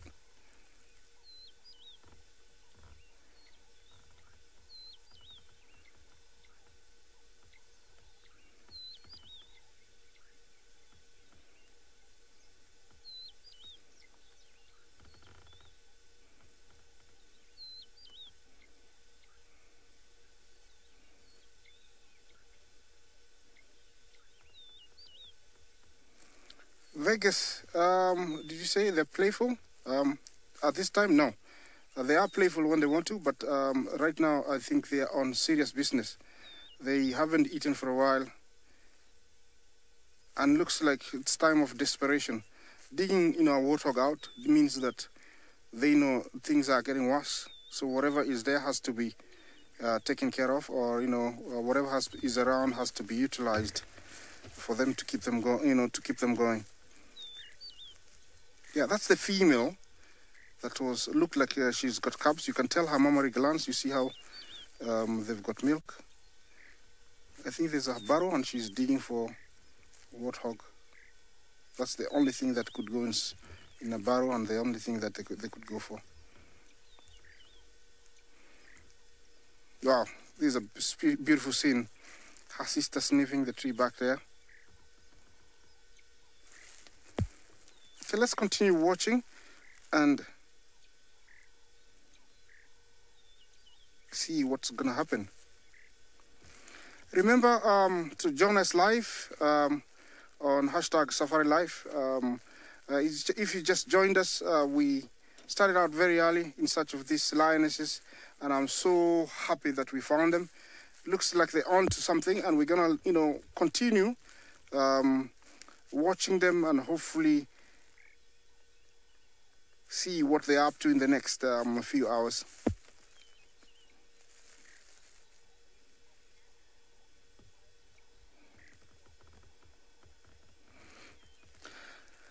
Nana, good question. What is the most lions I've seen in a pride?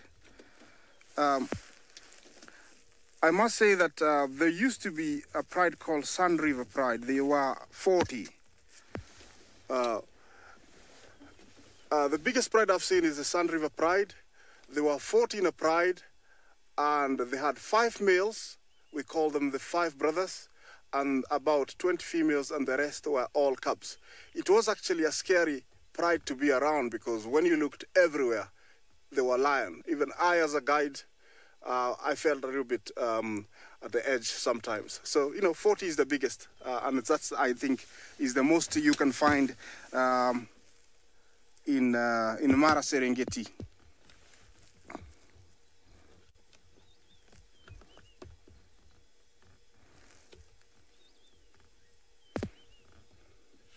I don't know if I can change the position and so I can see her face.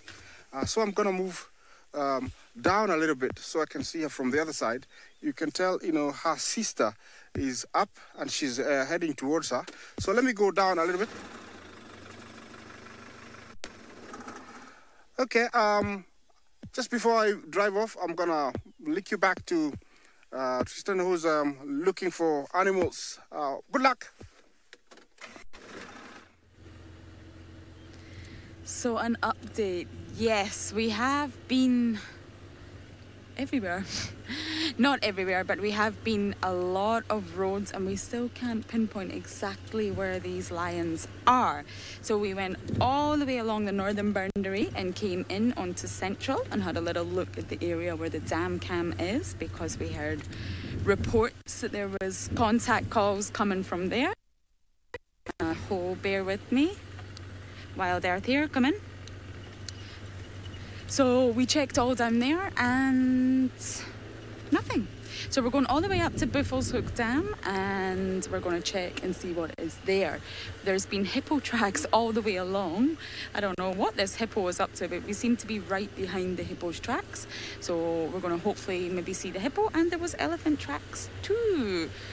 So, don't know how these animals are evading us, but they are. But we will give up. Let me just turn down this radio. It's rather loud.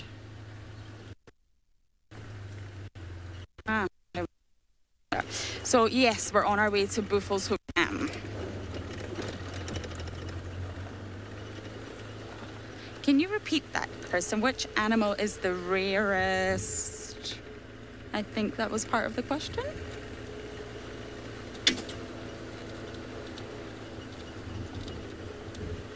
To see in Juma, of course. From beyond. Okay. Well, for me, I think it has to be the cheetah. I have honestly not seen them myself, and Jamie, well, we did try 2 days ago, myself and Tristan, and Jamie was super lucky enough to get them yesterday, but they are very, very rare for the Juma area. They're much more common up in the Mara. So I think I would have to go with cheetah as my answer for that one, the rarest animal to see here in Juma. And it's just incredible. There is so many animals around. You can hear them, you can even smell them. All along the way, we've been smelling buffalo. And I mean fresh buffalo. So meaning they've been here really recently. It's a very strong scent. I would say it's a very khaki coloured scent. And you can definitely hear them calling, the lions, but you just can't get to them. And that's the one part about Juma that really just amazes me. But don't worry, we will find something. It may not be the cheetah today, but we definitely will find something.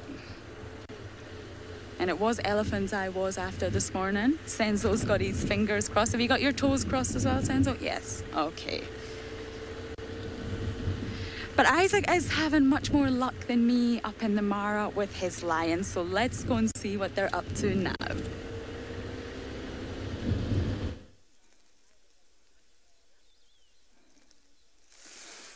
Welcome back once again. I have repositioned, and now the one female has been joined by another, and they're sticking out this barrow that we cannot see from where I am. But 100% there is something. You see how she keeps turning? There is something down there. And what is happening is that whatever is in there, it might run out of patience and think that actually it's safer to come out. And that is going to be the worst mistake. Because these girls, I think, are quite serious. They're hungry. And they are going to stick this hole as much as they can. And this is what they're going, I think the strategy here is to try and pressurize, whoever is inside.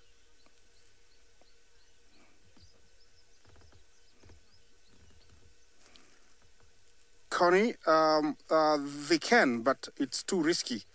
They would prefer to actually force the warthog to come out and then get it from the outside. I've seen them, try and dig, but it's also always risky for them. They know that it's risky. They'll try and wait for the warthog or whoever is inside the hole to come out. You look at that innocent face. You might think they're cuddly. You want to cuddle them, pat them, but this is an animal that you don't want to be even close to on foot. Beautiful. She looks very, very healthy. She's been eating well. Although, she stand away from that hole, that ear is listening to the slightest movement underground. You see, she keeps turning. Maybe she hears a little bit of struggle in there. Whoever is in there, maybe they are cuddled up in a corner, and they can hear that movement of whoever is in the hole, trying to discuss, do we stay inside or out? I would suggest, hey, mate, stay inside.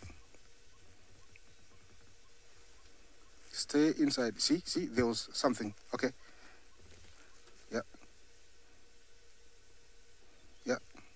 That is intimidating.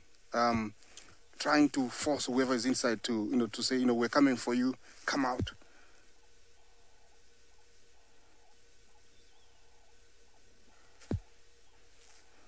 This is a very unusual behavior for cats, for lions especially. They will always, hunt out in the open. They rarely dig, but I think this is the only chance they have this morning. By looking around the whole morning, they've decided that this is the best way forward. The third one has joined.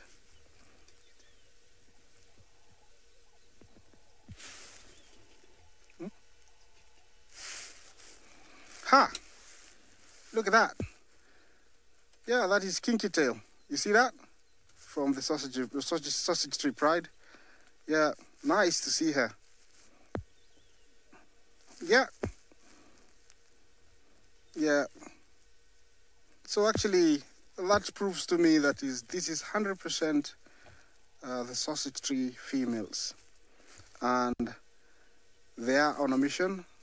It's either warthog breakfast or nothing. Sorry, Warthog, I don't mean that to be to hate you, but yeah. Look at this. It's always nice to sit around animals. Give them a bit of your time and they'll show you something that sometimes you've never seen. And this is the case here. You know, we just followed this female from very early this morning. She came, found us the rest of the pride of the females, and continued on, you know, to try and find breakfast for the rest of the pride. Looks like Kinky Tail has got some cubs also. If you look at her mammary glands, they're very swollen. Looks like, you know,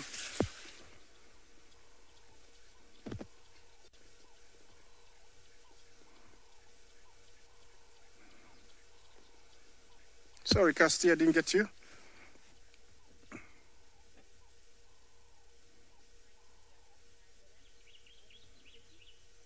Wendy, I doubt if they would ever go, you know, dig out a pangolin. From my experience, I've never seen them digging for a pangolin. This could be the first time if it is, but here it's mainly warthog that they are digging for. Look at how big she is, Kinky Tail. I think she's thought, you know, this is too much of an effort. Let me move further down and leave you guys to do it for me. I think, you know, Kinky Tail hasn't given birth. Look at her belly. Looks like she's still carrying, you know, her cubs. Anytime soon she's gonna give birth, which is gonna be quite cool to have an extra bundle of joy.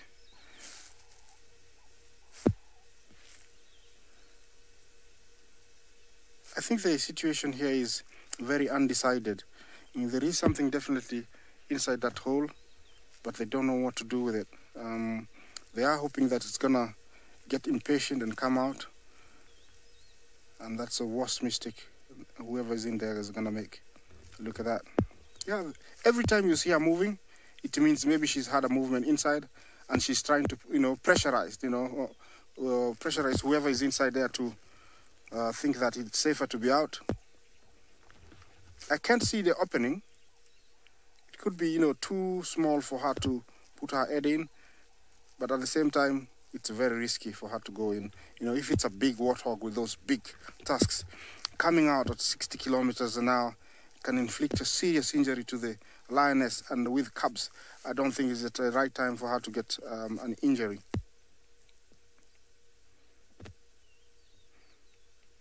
I have seen a case where, in a situation like this, a lioness tried to go for a warthog. The warthog really gave her bad injury, which ended in death for the female. So she has to be very careful. You can tell that she's actually on top of the entrance. She's not in front, by the looks. Okay. Have you decided otherwise?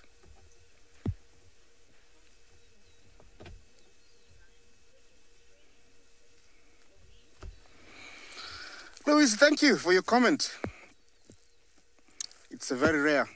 I think I've only seen it a handful of times, and I'm always here. Almost 250 days of the year, I'm always in the bush. It's quite rare. But it means there is something that's forcing them to do this. They haven't eaten, and they have no otherwise. Yeah. That's the other female that went earlier to the bush. She staked out the whole of this area. Remember, you know, with them, you know, giving birth, they're sticking out different areas where is the best for them to give birth. So she went in just in front of me and took a very big loop, and now she's coming from downstream, heading back towards us. Look, she's got a cub. Look, is that a cub? Yes. Look at that. Wow. That wasn't here. She went and picked them up, 2 of them. Wow. Yeah, these are the ones I was telling you. They're about 5 months old, I last saw them in October. Look at this, so beautiful. Hello, sister. Look what I've brought you. My sons. That's what she's saying. Yeah, wow, look at this. So beautiful. Ah, 3 of them.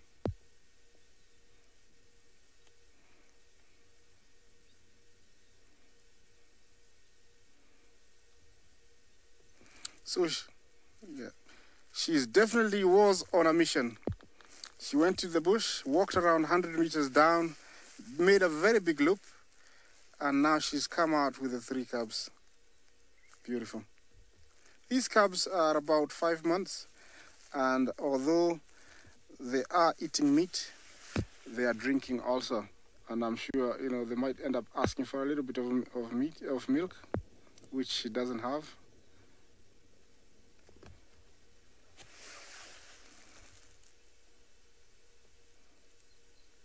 So I don't know how many we're missing, but over here I have 4 females and 3 cubs.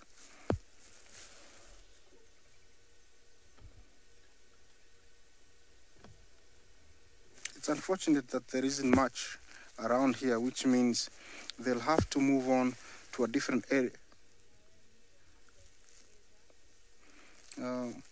Okay, as we continue enjoying this beautiful Pride of Lions, Lauren, up to you on your drive.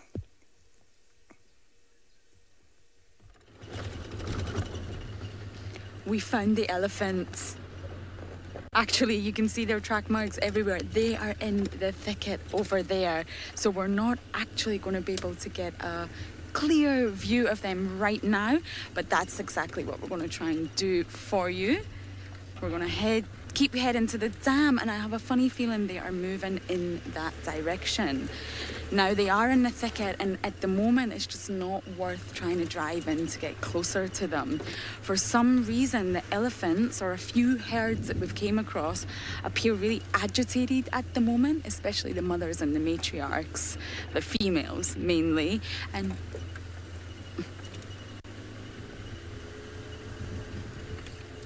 oh, Paula's asking me what is my favourite place in Juma. When I first came here, when I first arrived, it was actually Buffelshoek Dam, just because there was a little bit of water at this point. Hardly any water, but it was there. And obviously, I just felt naturally drawn to the water.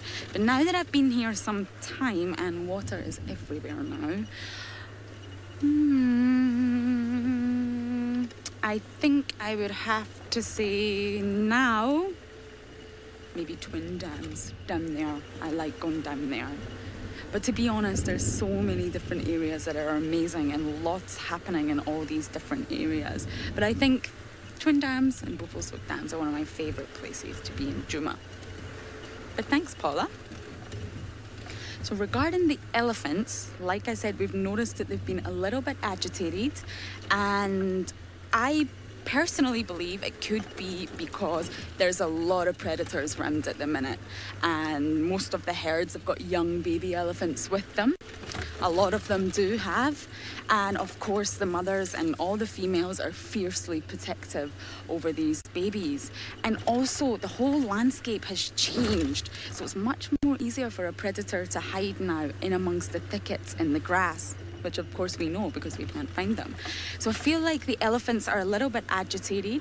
And the other day I was with Tristan and we were watching a beautiful herd of elephants, and we could actually see 4 of the females in complete silence have obviously communicated to one another using some sort of infrasonic communication that we're not able to hear. And it was obviously along the lines of, who are these people? We're not 100% happy that they're there, and there was no aggression involved, but the 4 females at different stages all started coming together to come and check us out. Now, it was incredible, and of course we left in order to respect their space, but they were able to sort of all say to each other, let's go and have a look. What is happening here? We're not too happy that they're here. So I do really want to see this herd of elephants. They were back there, but I'm hoping that they were maybe travelling in the direction of the dam. We do want to check out Buffelshoek Dam anyway for numerous reasons. So while we continue our search, let's go and see what Tristan has on the bushwalk.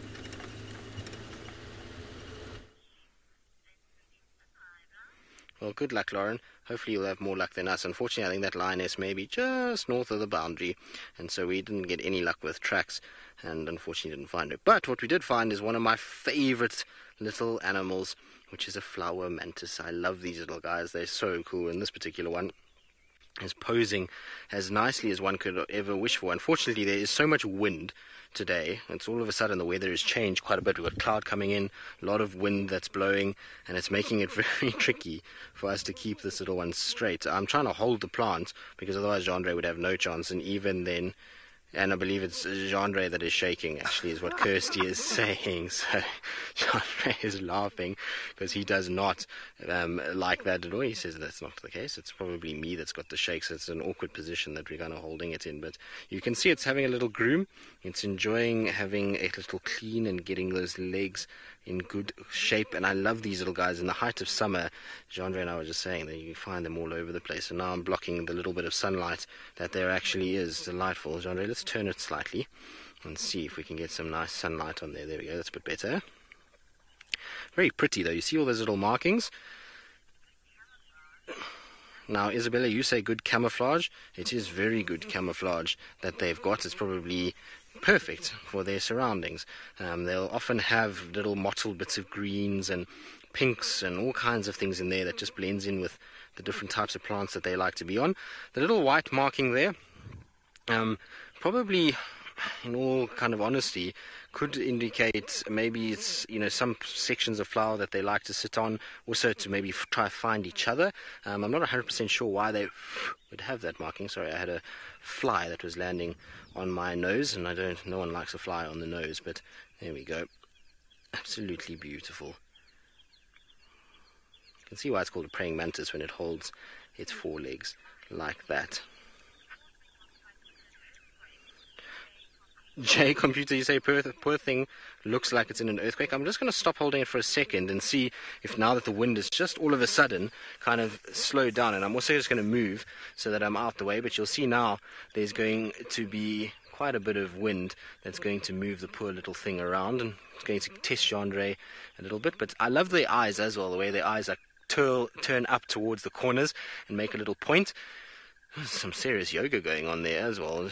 Back legs coming out and all kinds of different things. I also enjoy when insects clean their antenna. It always makes me laugh when they kind of bend it over and then they sort of run it through their mouth parts. And that's all vitally important for an insect because, well, they need to keep everything nice and clean, especially the antenna, because those are their sensory sort of parts of their body, and that helps them to detect various prey animals, especially for something like a praying mantis.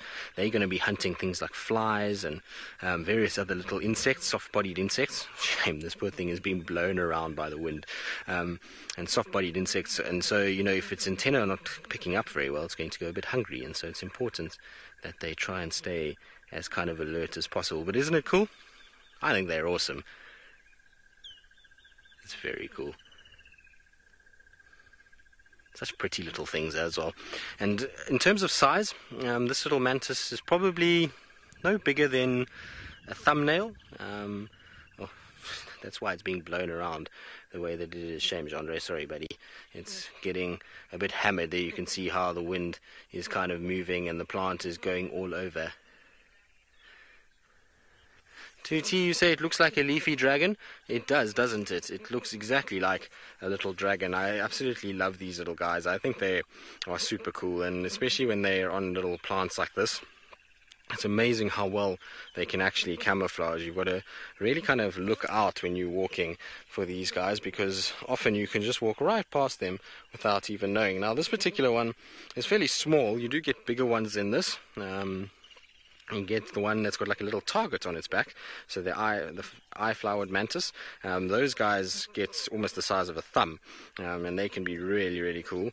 But these tiny little ones that you see here, they don't get really too big in comparison to those ones with the little target that's on their backside. So cool, though. Like I say, I absolutely love photographing these guys and sitting with them and watching them go about their business. And of course, lethal predators.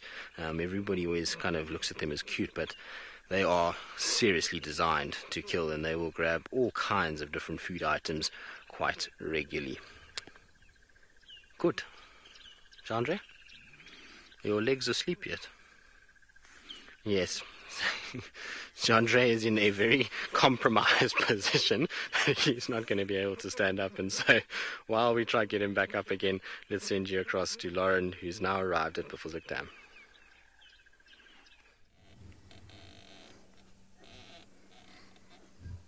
Oh, I do hope Chandra hasn't fallen asleep, but we do have someone here who potentially could fall asleep in this relaxing state. It looks like we've came across Mr. Scuba Steve, who has just submerged right on cue. Now, of course, we're at Buffelshoek. That's exactly where we were headed, and look how full it is. I get a shock every time I come here. And, of course, Mr. Scuba Steve is always the only one. I've never seen more than one hippo here in this dam. You can see he's having a little look at us there. Good morning. Oh, I think he's going to go back under. So the dam, now that it's actually much fuller, is probably the perfect level for Steve. So he's got his feet on the bottom. He's not swimming or anything like that. So he's firmly planted on the bottom of the dam, but he's able to sort of bring his head out to breathe and check out what's going on. And then he's also able to completely submerge himself. So he keeps popping up and going back down again. You are a big boy.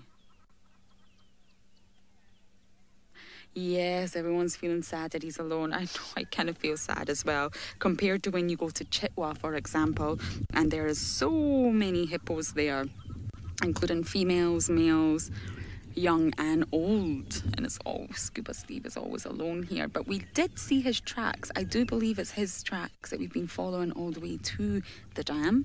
So he's obviously been moving around during the night, which is obviously exactly what hippos do, and he's came back to his favourite water hole, which is Buffelshoek. Now the weather has actually changed quite a bit in just the past 20 minutes. There's grey clouds up ahead, and the wind is blowing. So whilst this little oxpecker is giving this hippo a little clean, oh yeah, the wind is really picked up here. It's actually not as warm as I anticipated it would be.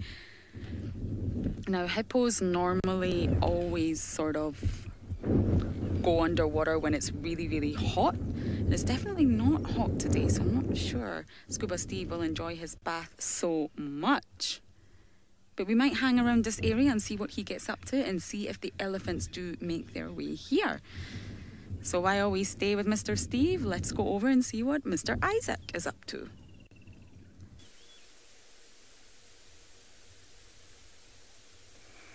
Well, good luck with the rains and the elephants down there. We're still at the same spot. Now pressure has increased for whoever is in that barrow. The calves have come. They've been sniffing, and one actually. Oh, he fell in. Huh? Oh, he's out. Yeah, one actually tried to go, to poke his head out, and then he came out really fast earlier on. So definitely there is somebody, and they've been trying to mount more pressure for whoever is inside. Might be 1, 2, 3, or 4 warthogs. I've just been thinking maybe it could be even a porcupine that they chased earlier, and it managed to, get into the barrow. And with the prickles, it is impossible for them to just go in like that and, pick the porcupine out.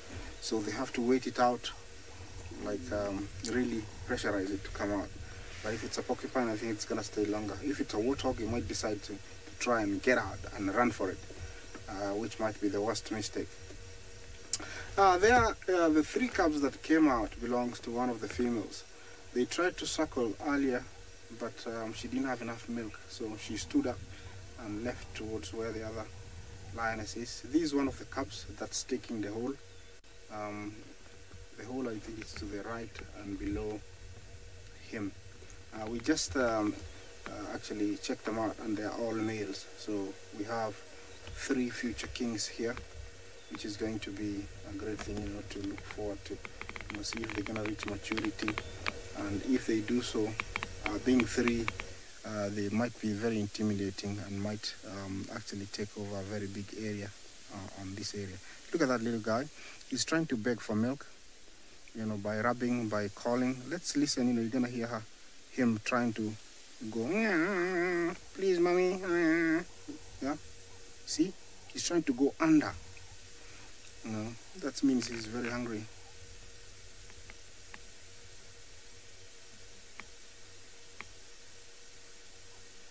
Mommy is not interested, but you can tell he's really like wanting to go underneath, get a little bit of milk. The mom is not heavy, happy. You see that gnarling? That's to say, I don't have much. Leave me alone.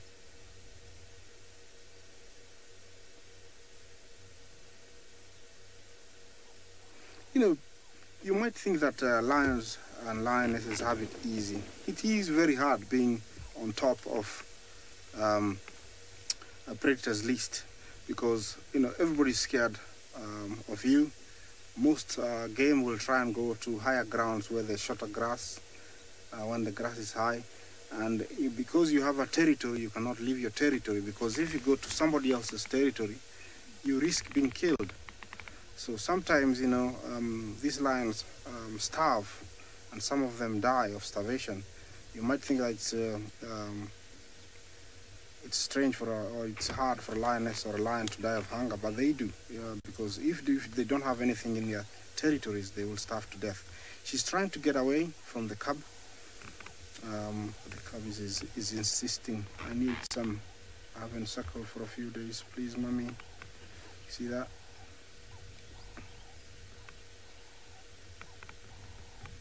This tells me that in the next coming days it's going to be very interesting if they don't get something today or this morning, because the cubs will follow the mothers now, because if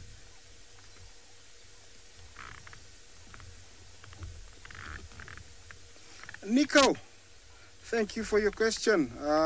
Yes, at the moment there is 3 that we see here. We suspect that the lioness we saw earlier on, in case you are not with us, we saw this lioness that we followed. She looks like she's nursing, so there is more cubs that we haven't seen. We know of these 3 at the moment, but I suspect and highly suspect that there is more cubs, and in the next few days we'll be showing you the cubs.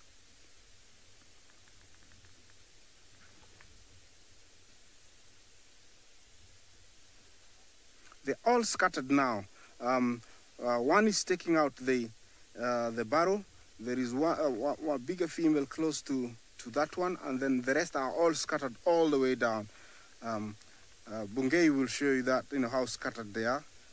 But these 2 are taking out the barrow, pressurizing whoever is inside to come out. Sometimes they will run out of patience and continue on, which will be, whoever is inside there will be so happy for that to happen. But at the moment, I'm sure, I don't know what's going on, his mind, down there must be very, very, very scared, knowing that somebody wants to eat you and he's just outside your door. Yeah, this is one of the other females.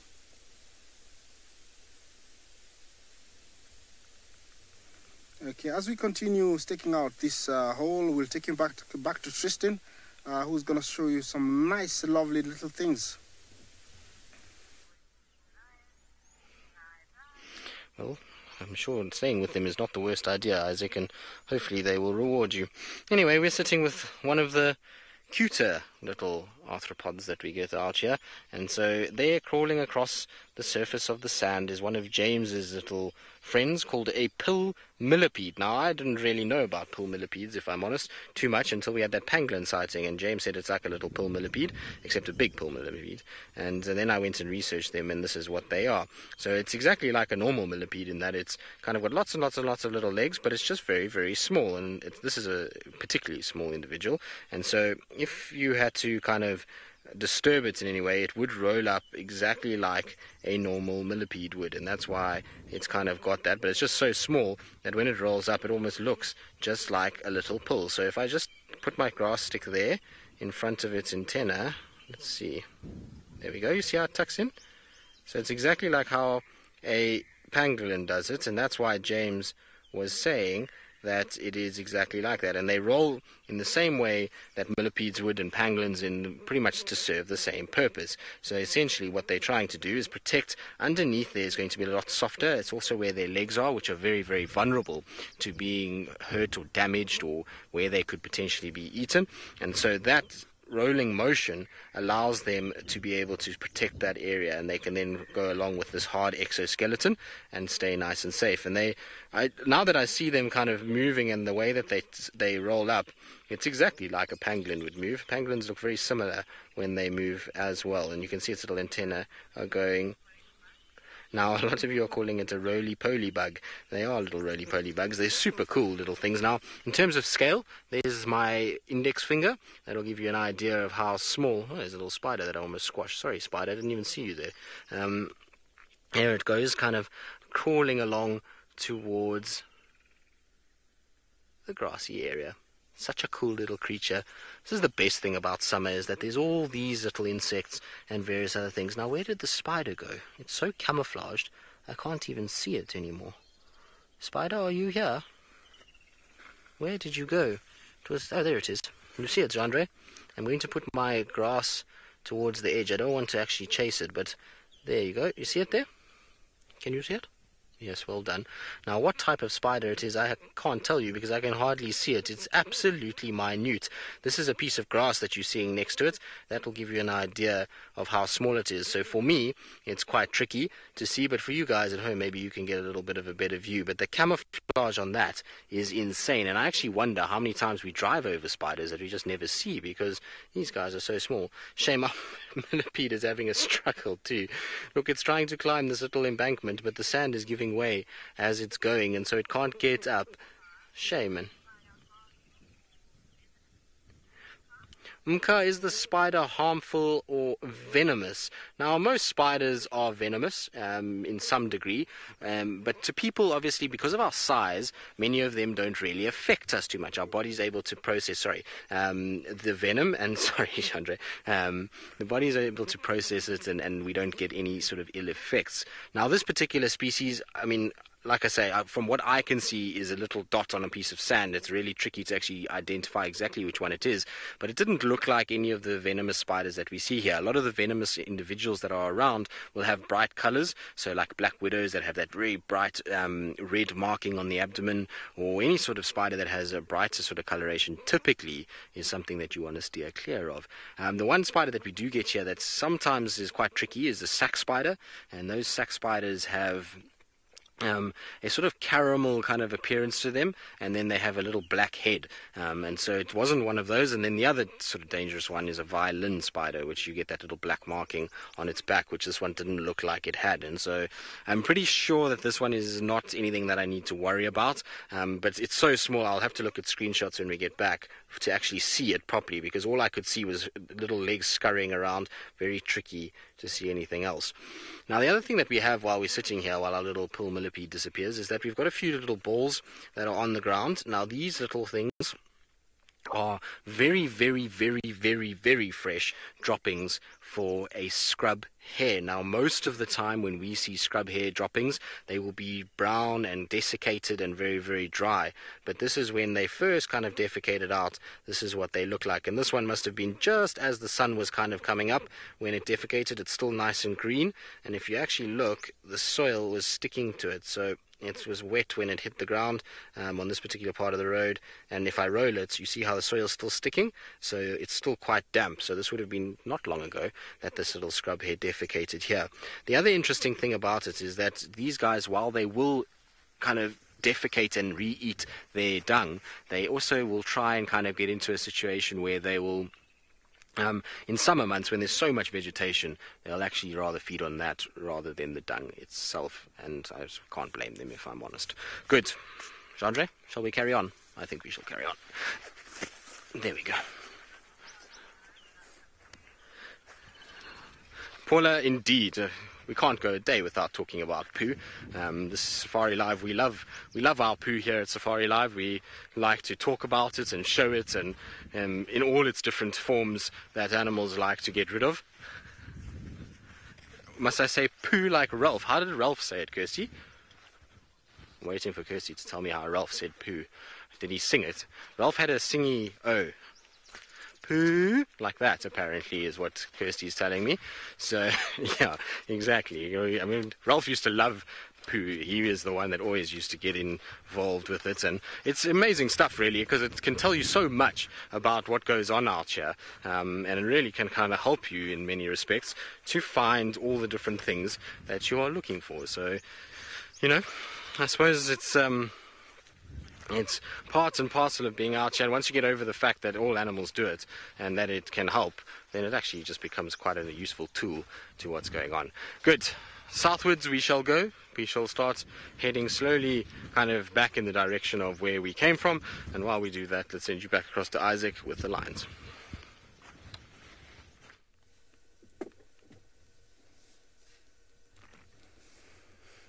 Yeah, well, welcome back. I think the warthog or whoever is inside has outlasted the lionesses.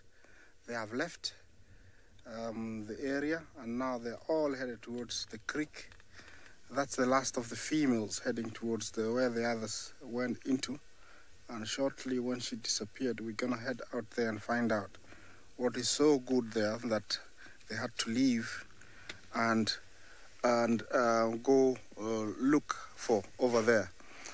They were here for almost half an hour, and they were trying to force whoever was inside the barrow to come out, but he outlasted them. Well done, whoever is inside there. I'm sure, you know, now he can listen and hear that the lionesses have gone, although it's too risky to still come out. So, you know, he might end up staying there for a little bit longer, hoping that the danger is totally gone. Well done. Now, I don't know why they have gone down there. It could be interesting to go and find out, you know, why they left here, because all of them headed into the bushes. I suspect, you know, maybe they're sticking out an area where they're going to give birth in the next coming days, because there are actually two females that are almost due any time. At the same time, I don't know, maybe they smell something. So let me take you around over there and see what they're doing, and hopefully they don't disappear on us. So join me and let's go find out exactly what's happening.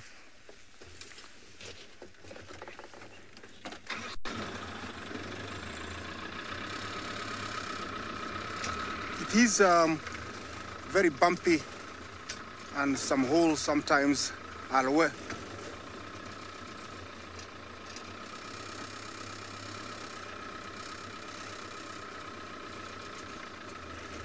Connie, like yesterday, I don't know if you heard me, you were with me yesterday, but I explained that it differs depending on the area. Here in the Mara, they don't walk for more than 3 kilometers. There is always something within 3 kilometers, so they don't walk much. Other areas where it's much drier, like in northern Kenya, in Samburu, in Sulu's Game Reserve in Tanzania, they can walk even up to 9-10 kilometers, so looking for something. But over here, it's very short distances. I don't know if you can see her, but they are inside the bushes over there somewhere. Before we get closer, I'll try and pick them out so I know which way to go. It is very tricky in front of me here, so I'll find which way to go around. I don't know if I can see. Yeah, there's one. There's one. She's heading to the right, walking deeper and deeper into that gully. The others have disappeared somewhere there. Yeah. I don't know. Yeah, there's the other one. It looks like she's marking her territory. The scent marking. Yeah, the peeing on the tree might look like something that's unappealing to us, but for them, it sends a lot of messages. You know, it tells, you know, this is whoever it is, Mary, or, you know, Bungay, Isaac, I was here and I'm heading that direction. I haven't seen you. Please come see me in the next few days. Looks like they found a playground, and they're going to be playing down there. So let's join them and see what's going to happen. Let me move closer so that we can have a better view. Remember, it's bumpy, so I'm gonna go really slowly. There's lots of holes everywhere here, so I'm gonna try and get there, but being very, very careful. The grass has grown a bit after the short rains in December and November, and so you don't see very well, and you have to be very careful. Otherwise, there's nobody to help you for miles, and there's no phone signal here. So you don't want to, drive into a water hole or a hardback hole. This is one of the only few areas that we are allowed to drive off-road, but also we are very careful not to destroy the trees or form too many trucks.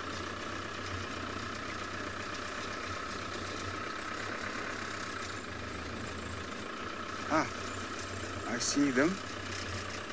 There is one lying down there. There is one that has just crossed. And there's a few.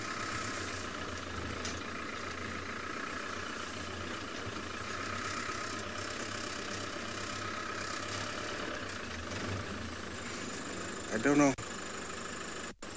if you can see them, but over there, yeah, they're all there. Yeah, I see 1, 2, 3, 4. All the cubs are on top of that dead log playing. Cubs this age, for 5 months up to 1 year, are very playful. That's one of the females. She's being watchful. And the cubs are just above her. You see there's one coming down to the left. This looks like a sycamore fig. Very good cover.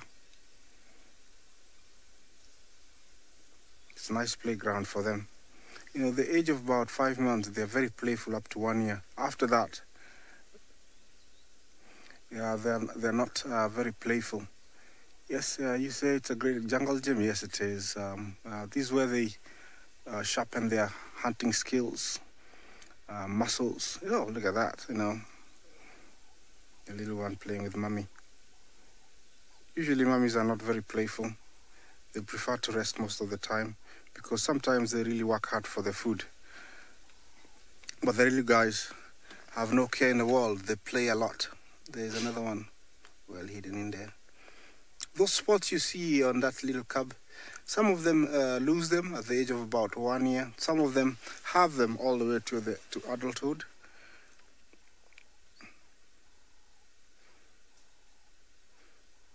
Maybe he's got an itchy back, so he's getting scratched it over there. He's getting some help from the bush.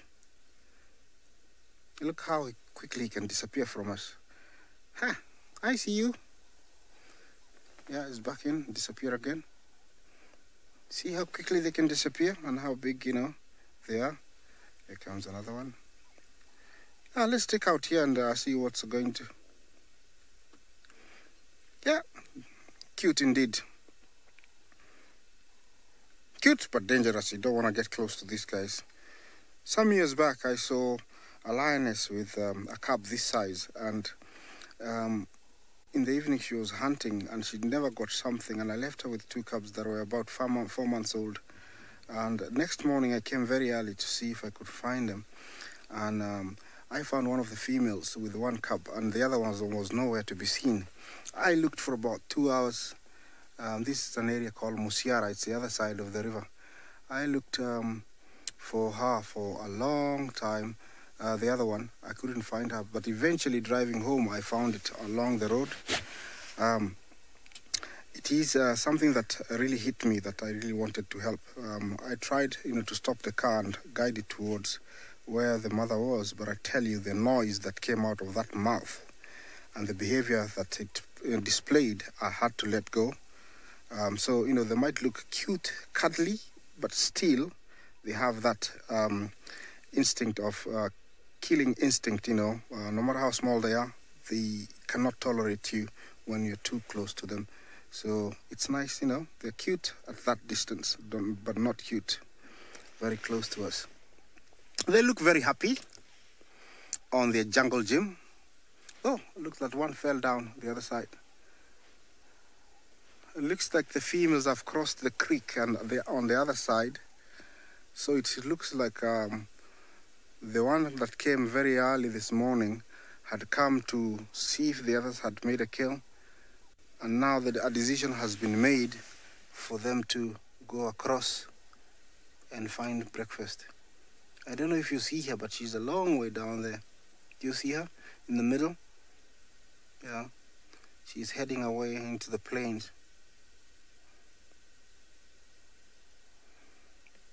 Well, as I continue seeing what these girls are doing, I'll take you back to South Africa for more smaller things. Good luck down there.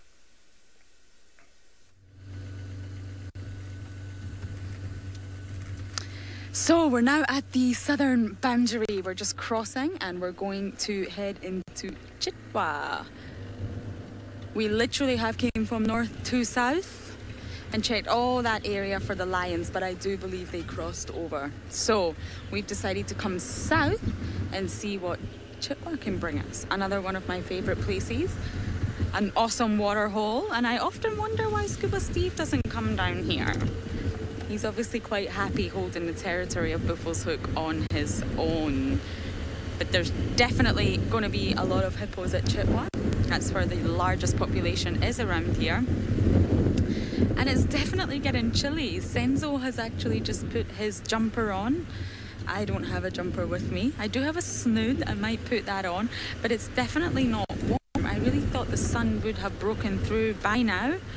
So I can imagine being in the dam in Buffalo's Hook today, cold might not actually be the most pleasant thing for a hippo. Right, let's see what Chitwa can bring us. There was a lot of activity from the predators down in the southern boundary last night. See hyena tracks everywhere.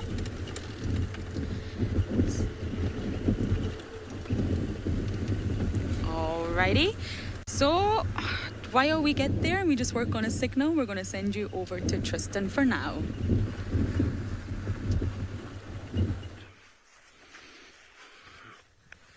Well, Lauren, I agree with you. The weather is indeed changing rather quickly out here, and so we thought because it's getting a bit gloomy and windy, we'd brighten it up with a beautiful kind of view of some lovely little white flowers. Now, a lot of you will know this plant very, very well.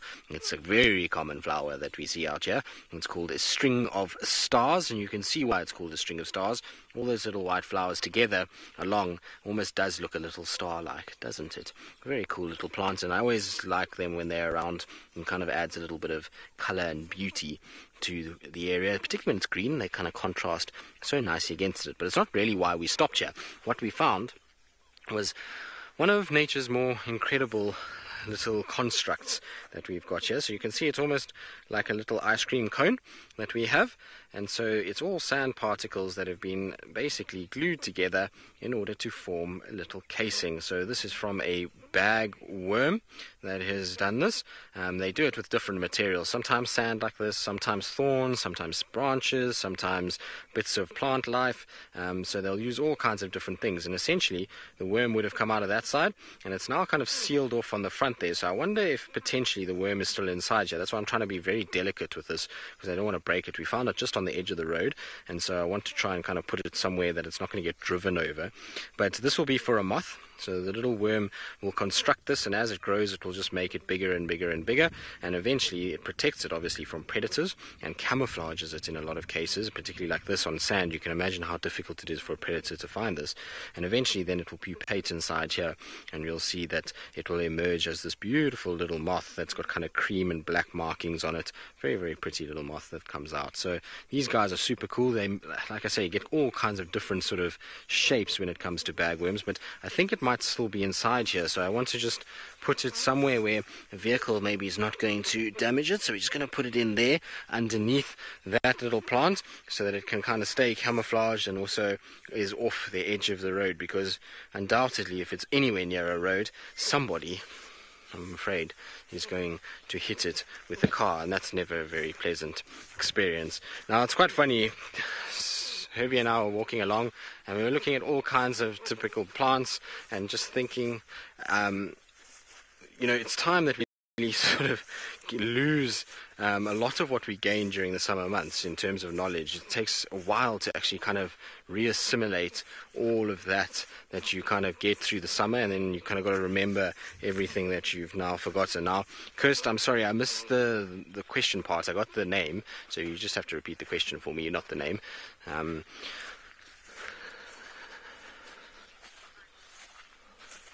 Fossils. Okay, there we go. So I wasn't sure. I thought you said cockles, and I was like, no, that would be near the ocean. But child of the universe, fossils. I haven't found a fossil in a long time, but you can find them. Like I say, it's been a very long time since I found one. I remember finding some at Lion Sands and Singita, but I haven't found one at Djuma.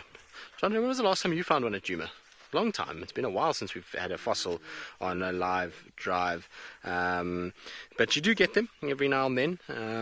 Funny enough, drought time's always a good time for them, because what happens in the droughts is that you end up getting quite dry periods, and obviously the vegetation dies back, which allows you, one, to see better.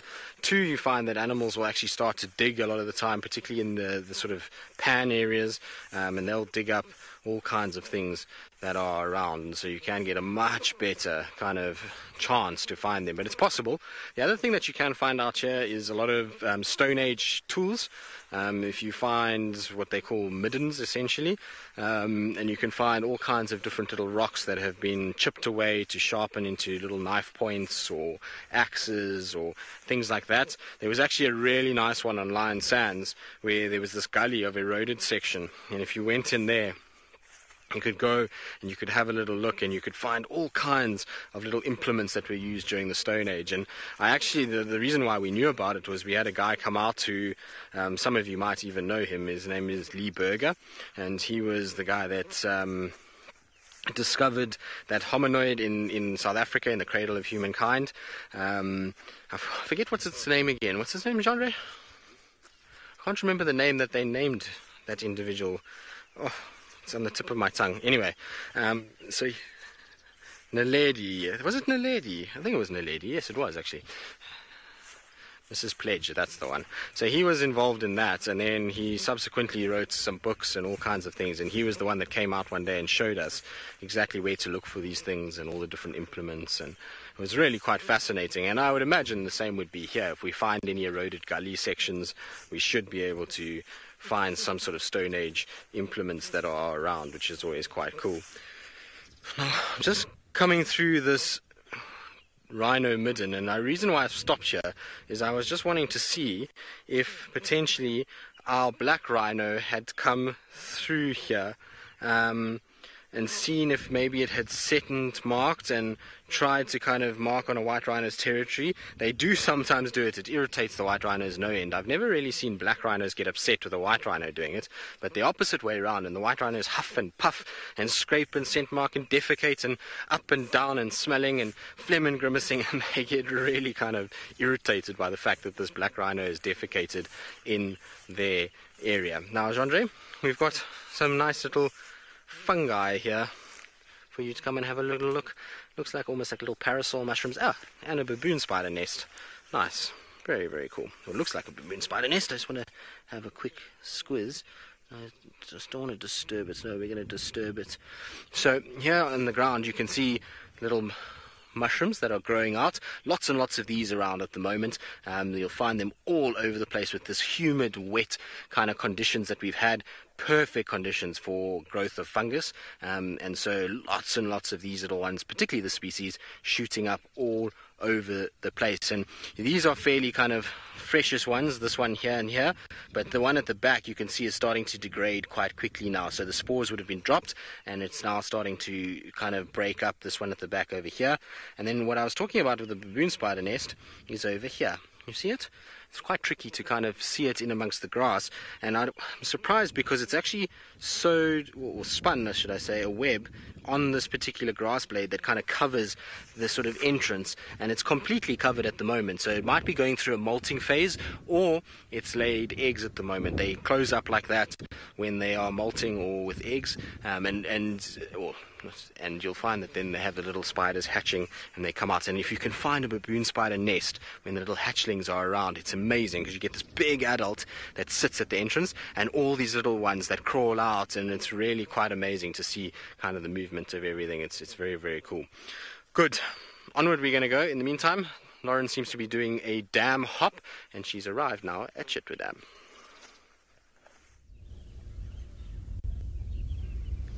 So we made it to Chitwa, and actually just seconds prior to this we had a whole school of fish jump out the water actually, but they've gone back down, and here we are with all the hippos. So poor Scuba Steve's on his own, and we're here with the whole bloat of hippos. That's one of the words he used to describe a congregation of hippos, which I think is just awesome. Now, as I mentioned, it's really not that hot at the moment, but hippos are obviously more familiar with the water. That's where they spend most of the time during the day. Now, in times when it is really hot, which possibly still might happen today, they do submerge to avoid overheating. Now, they have such fine, unique skin that this skin actually renders them really sensitive to dehydration. So it's really fundamental and important that the hippos are always in close proximity to the water. So even at night time when they go out for a feed and forage around, they won't really ever travel that far away from the water. But another amazing fact of the day is most people know that hippos actually secrete this really red, oily fluid. So sometimes you look at a hippo and people might think it's bleeding, but it's actually not. It's been secreted, and this fluid is produced on the skin, and it's acting as a sunscreen. So when the hippo is exposed to the sun, this fluid is actually protecting it. So it's actually first colourless, but then it does eventually turn red, and it gives quite an interesting appearance to the hippos. And funnily enough, it actually has antibiotic properties. So there is a lot of experimenting and investigation going into this acid. It's actually known as hipposudoric acid, for those who are interested. And because of its great antibacterial properties, people are looking into it to see if humans can benefit from it. I just think that's so interesting. And hippos are terrible fighters, especially the males. They fight, but they're not good at it. So a lot of them always end up with injuries and whatnot. And this hipposudoric acid that they secrete can actually help protect them from getting infections. So that is super interesting information about the hippos. Now, they're very calm today. Sometimes you can come down to Chitwa and it's all noise. But today they're very, very calm, and it could possibly be due to the weather. And you can see the way the water is actually moving on the surface there, that the wind is pushing it. So it's almost like a mini current, but in a water hole. Hello, hippos. Where's your honking? I used to play Hungry Hippos when I was younger, and it always reminds me of that game when I come down here.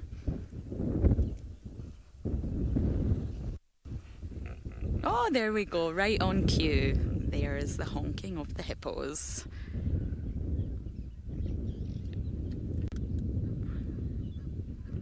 Carol is asking, I think in general, about animals anticipating if storms are coming. And that is a really excellent question, because I personally believe that animals, even hippos, even elephants, cats, probably even your crocodiles, birds, they will sense changes in the atmosphere and the pressure, and they will feel storms coming on. I also have a theory that I can't prove, that even life underwater, even your fish and your sharks on the coral reefs, even they can anticipate changes and they will know when a storm is coming. So yes, animals are able to sense that. And sometimes you can even sense it yourself, you know, the sort of calm before the storm that comes in. You can start to feel changes in the air, and the animals will pick up on that long before we will. So yes, Carol, I believe they do. And you may have heard already, but we are anticipating a high level of rainfall on Monday. So there are storms definitely on their way to us. And look at this chilling croc. This is actually quite a big crocodile. Yeah, it's probably the biggest one I've actually seen personally here at Chitwa.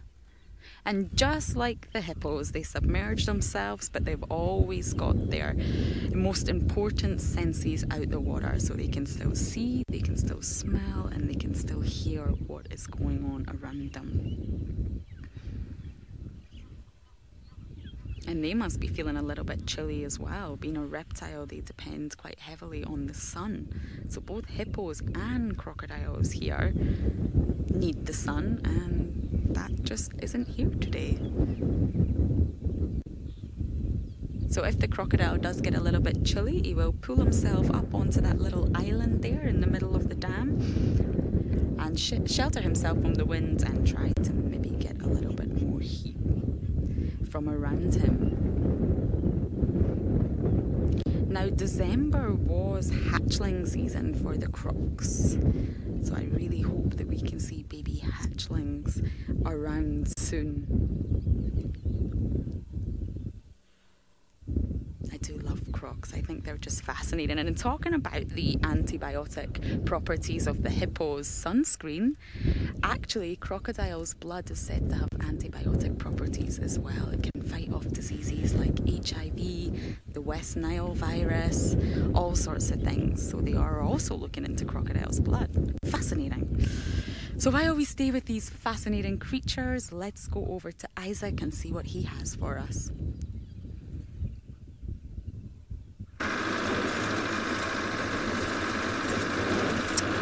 Welcome back. I had to leave those lions because they crossed the Laga and went across, headed out into the plains. It was about a 2-kilometer loop for me to go around and find them. So I decided to leave them, and maybe, you know, we'll find them for you this afternoon or maybe tomorrow morning.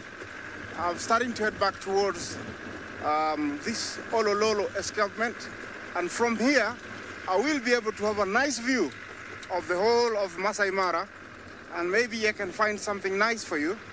But meanwhile, the scenery in front of me is so beautiful. The air is so fresh.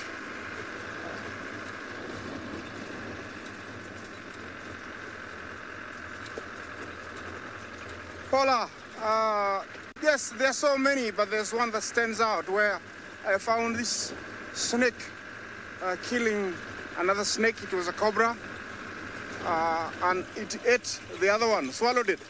You know, cobras feed on other snakes, so it killed the buffalo and swallowed it. I think that one still remains as the most special sighting that I ever saw, that I've ever seen, although there are so many that I have seen before. That one still stands out.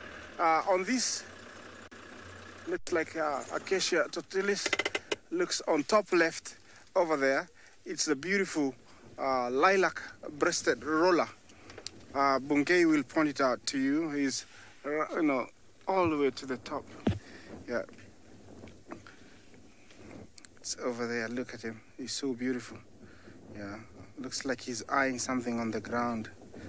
This is one of the most photographed birds in Africa. Looks like he's dancing, but it's the wind swaying the tree, and he's trying to counterbalance by rocking the motion. Yeah. At the same time, looking to the ground. They usually hunt from one patch, and by sitting there, he'll enjoy the sun, at the same time stake out whoever is below him, maybe a grasshopper. baboon spider, cricket, a dung beetle, and from there you can zoom down, grab it and go back up there. And they usually pair for life, so there's another one somewhere not far, but I only see one at the moment. It's a beautiful lilac-breasted roller. I don't know if there's anything else closer to here, but let me see with my binoculars if I can find something for you. Although they might look empty, it's really, really beautiful here. And sometimes it's a good sign when there is nothing, because it tells you that there might be a predator, and that's why everybody's trying to keep away. Sometimes it is, sometimes not. There is nothing much I can see from here, so let me try and move forward and find something for you as we proceed on, towards the main road, and then turn right towards the swamp.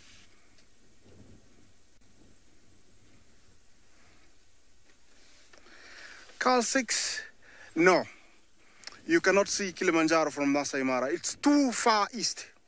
It's very far.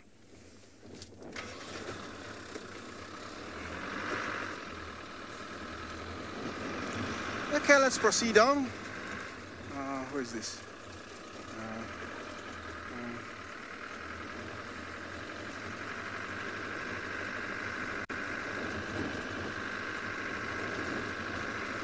All this area we are in is still sausage trees pride, and they have two big males, so you never know, we might come across them as we head out of their territory. Sometimes they are not always with the females. They go around marking their territory, advertising, making sure any intruder that comes by knows that this place belongs to them, and by scent marking that, they send the message, and a very strong message, to any intruder. Look at that, so beautiful. Temperatures are so lovely. It's nice to be out here driving. It's not hot, it's not cold, not... Okay, Lauren, back to you. Hope you find something nice as I try and find you something even better.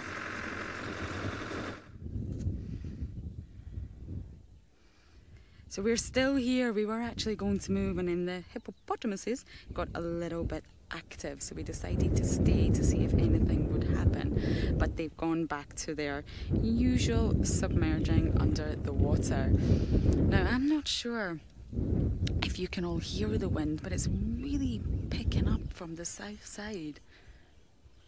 And the clouds are getting a little bit darker up ahead, which makes me a little bit worried. Yes, the wind, you can. It is quite loud when you actually hear it and feel it. The temperatures have definitely cooled, so our predictions of a hot day have really not came true at all.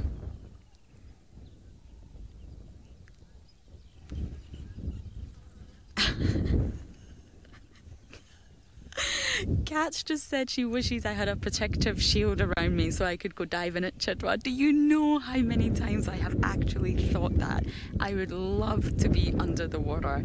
I'm not sure what the visibility would be like or what you would actually see, but how interesting would it be to be under there watching all the dynamics from these animals, from the fish to the crocodiles, to the hippos. I have no idea what else would be under there.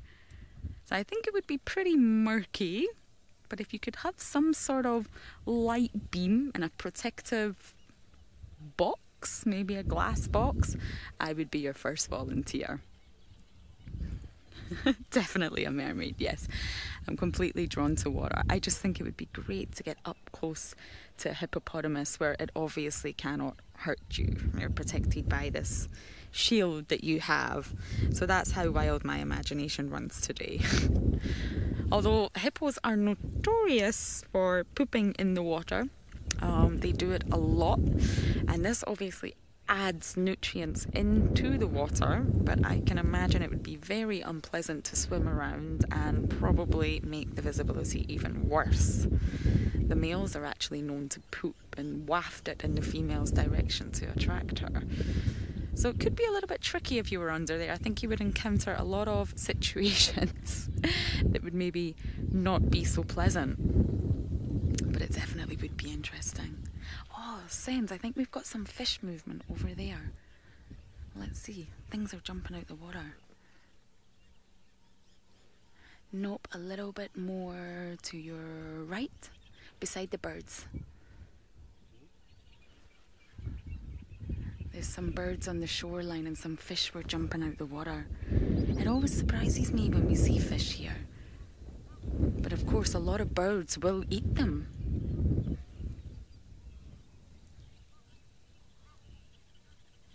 Dash is asking if I'm familiar with the African tree fish.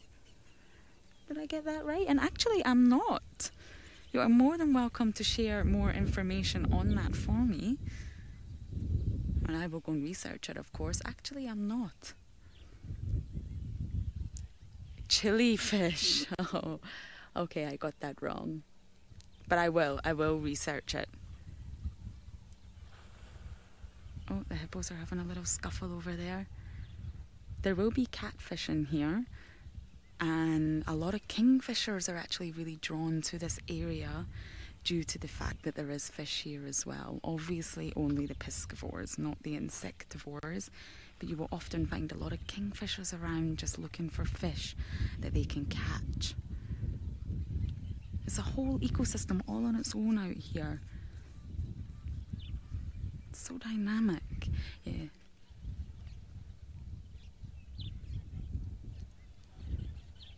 Perfect. The Egyptian geese. I was actually with Sydney. I was on the back of the vehicle when that sighting happened, and it happened right here at Chitwa. So let's see. Aha, there we have a whole flock of geese up ahead. Hello. But the ones that were fighting, that was an incredible sighting, and for anybody that missed it, you should definitely look it up. It was an awesome moment, and at the exact same time, we had wild dogs with David in the Mara at the exact same time as the Egyptian geese. Yes, Egyptian geese fight. And I was surprised at how violent it was. Obviously, it was noisy. These geese are incredibly noisy. But the level of aggression in between these two geese was crazy, and all the little gooselings were around as well. It really was an incredible sighting. Me and Sydney were both shocked. We had lions on one side and geese on the other side making a huge crack of noise, and the lions just weren't paying any attention whatsoever. Oh, there's more fish jumping out. Something must be hunting these fish underwater. Fish are also notorious when a predator is coming underwater for them. They will actually try and leap out the water and try and gain some momentum on the wind, or if there is any sort of air that can carry them further, and try and get away from the predator. And that's what's happening here right now, just at the shoreline. So something under the water is after their breakfast.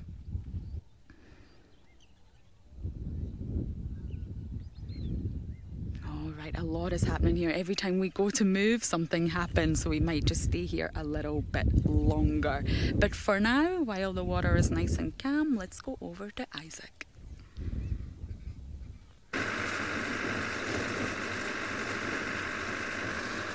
Yeah, welcome back to Masai Mara. Still heading out from where we were. We are out on this open, endless plain. We call it savanna, as you can see. Beautiful. In Masai Mara, we have about 5 different habitats, and one of them is what we see here. And this is where we normally see our cheetahs. Also a very good place for lions and leopards. But at the moment, we haven't been lucky with any other but the lion. As we go past the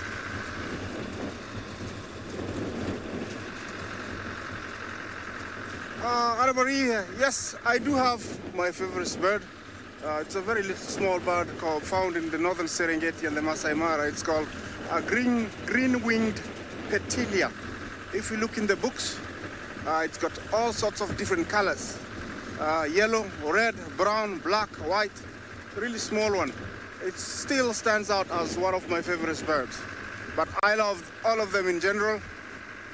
And there was a request to find the martial eagle this morning. I'm hoping to find one as we continue on. You can tell now that the game drive vehicles are starting to come out. And,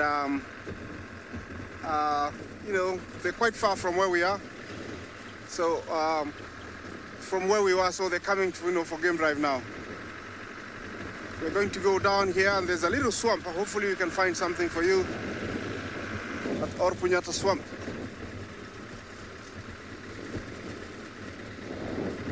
There's lots of evidence that there has been lots of activity on the road by elephants. There's lots of elephant droppings along the road. I can see that there is something over there, or looks like hartebeest to the right. I'm gonna stop and see if we can. Yes, it is hartebeest and topi. Bungay, can you see them way down there? Actually, yeah, it's topi, and they're chasing a hyena. What's happening here? Ha! Yes, they were chasing the hyena. The light is not as good, so I'm going to try and change position.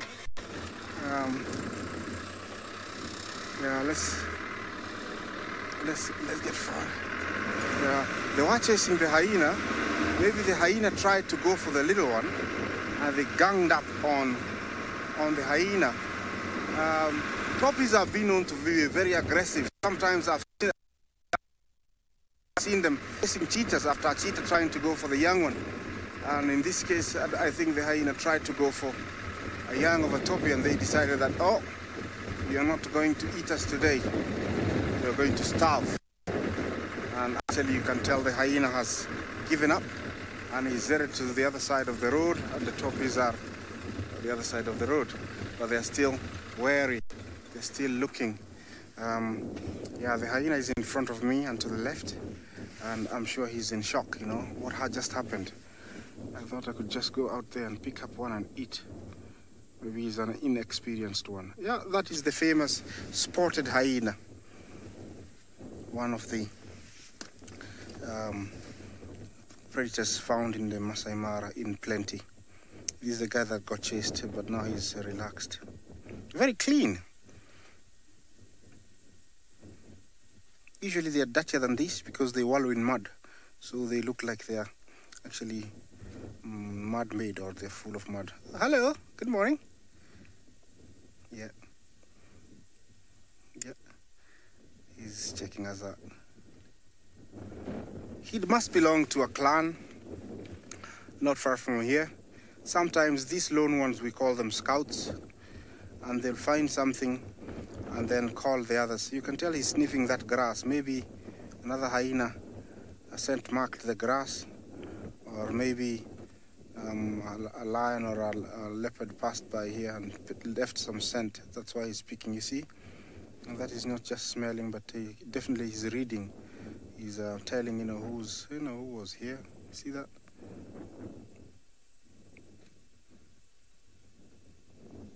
It's a different way of reading the books. They have their books written in a different way, scent marking. His clan might not be very far, or a den might not be very far. If he was to find something and then think that it's too big for him, but it needs to be brought down, he might howl and, you know, to call for backup, which, you know, they'll come and gang up and go for whatever he's decided to. What are you smelling? Sometimes I wish, you know, I knew what they were reading, because definitely there is something, you know, you cannot just stop there and smell. Yeah. Some of the smells, you know, I wouldn't want to smell them, because I'm sure they're very yucky and smelly. But some I would like to know exactly how they smelled, what they meant, what message they were sending.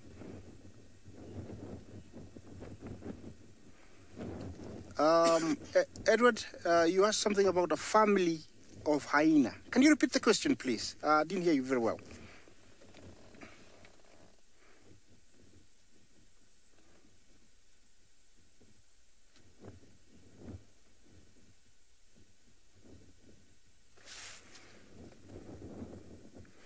sorry, I have to pass that. I didn't hear it.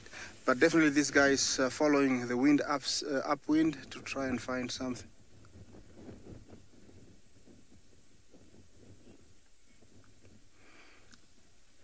They have a hyena den, and they're in the they are carnivorous, but they are in their own family, a subfamily of the carnivora family. They are more related to cats than dogs, believe me. If I may have answered your question, they are in their family of their own. Definitely this guy is checking that area. And he's decided to, I think, to come across the road again to the other side. Remember, this is live. We're broadcasting straight from the Masai Mara. He decided to come out of the road. Look at how he's walking. Not only cats can walk, also hyenas can do walk. That's a hyena walk. Okay, as I continue enjoying my hyena here, I'm gonna link you back to Tristan to teach you more about plants. Well, good luck. Hopefully those hyenas will get something to eat. And talking about something to eat, well, we stopped at one of Jeanre's favorites, which is a white berry bush, or snow bush is its other name. And you can see lots and lots of white berries that are decorating this particular tree, which means that Jeanre will not go hungry this morning, because as we've been walking, he's been plucking these left, right, and center. And he was saying to me that this particular bush is not ideal because it's got some good ones and some bad ones. So it's an untrustworthy white berry bush, and not ideal. Now, unfortunately, we've suffered an owie, so I wanted to sit and talk about this a little bit more, but we unfortunately hit a branch, and so we have a bleeding hand, so we have a wound that's going on at the moment, which is gross. So we don't want to taint any white berries with blood. It's not very painful at all, actually. It looks worse than it really is, but I was going to try and show you berries and things like that, but like I said, I don't want to taint berries with blood. I'll turn some poor vegan bird into a carnivore, and that might start a chain reaction of who knows what. There might be a protest and people showing signs and birds up in arms that I've fed the vegan birds anything to do with the carnivorous ones. So we're not going to bloody the white berry bush. We're going to leave it nice and clean. Now, what you can see, oh, this is very cool, Jeanre. So we're going to go this way. I'm going to come around you. Or do you want to go this way? No, nobody needs to feel sorry for me. I promise you it doesn't hurt at all. But how cool is this? So we're here where Ellies were last night, and an Ellie was lying on its side, and you can see all the wrinkles of its skin. Do you see here? You can actually follow where it was lying and how its skin kind of pressed up against the side here. So it would have been its feet going this way, then this is coming up its back area, and I'm trying to see if we can maybe find a place where maybe the ear was, because sometimes you can even see the shape of the ear. So unfortunately not, it was too big, but the back extends all the way around, and this Ellie would have lay like this up against this, and it was rubbing itself. You can see how this branch has been moved in the soil, and then eventually it would have stood up and walked across and out. But so cool to see all the little wrinkles of its skin where it was lying. Now, often you don't get prints like this, particularly in the winter. It kind of gets disturbed quite quickly, but this is a really nice one against this dark soil, where you can see this Ellie had the best time lying down, probably having a bit of a nap while the rest fed. Absolutely awesome. I don't see any sign of the trunk mark. Sometimes you can even see like a trunk swipe or a tail swipe, but it's just the body in this particular case and all the little wrinkles that go with it. You can also see lots and lots of footprints, and so this poor Ellie, which is not the smallest Ellie, I would imagine, what are we looking at, Jeanre? I would say maybe like a 8-year-old, if you look at the kind of general size, somewhere around there. I mean, obviously it's a huge guess, but it's quite big. The wrinkles are quite large. On tiny, tiny little baby Ellies, you'll find those wrinkles are really, really small, and so you wouldn't expect that from those. So they're very cool to see, though, and they obviously had a really nice kind of rest here. Probably found the adults were feeding, as you can see by the evidence that is lying in the road. So some of the adults probably were breaking branches and feeding, and some of the younger generation were just taking it easy and having a bit of a rest. And so this poor branch was broken off. It doesn't look like it was even fed on, to be honest. It looks like it was maybe just part of a general game. And looking at the road itself, if you have a look here, on this particular track, this one that's coming here, you can see they were actually playing, and you can see how the foot has scraped along. And so when Ellies are having a good time, they'll often push each other around, and that causes the feet to drag like this, and that's when you get that marking like I've just made over there. And it's generally when it's the young bulls that are pushing, and this probably was part of that. One of them just broke it off and was kind of having it as part of the game. So they caused a bit of a mess, that's for sure, this morning. There's lots and lots and lots of kind of damage to the road itself, but still epically cool to see that skin print like that. It's been a long time since I've had such a cool print. I think my favorite ever Ellie print was one that pushed its head into mud and its tusks went straight forward, and there was this perfect shape of a head, the ears where they had touched, and two tusk holes that were in the mud. It was very, very cool. Anyway, we're going to carry on. We'll see what we're going to find, and in the meantime, let's send you back across to Lauren.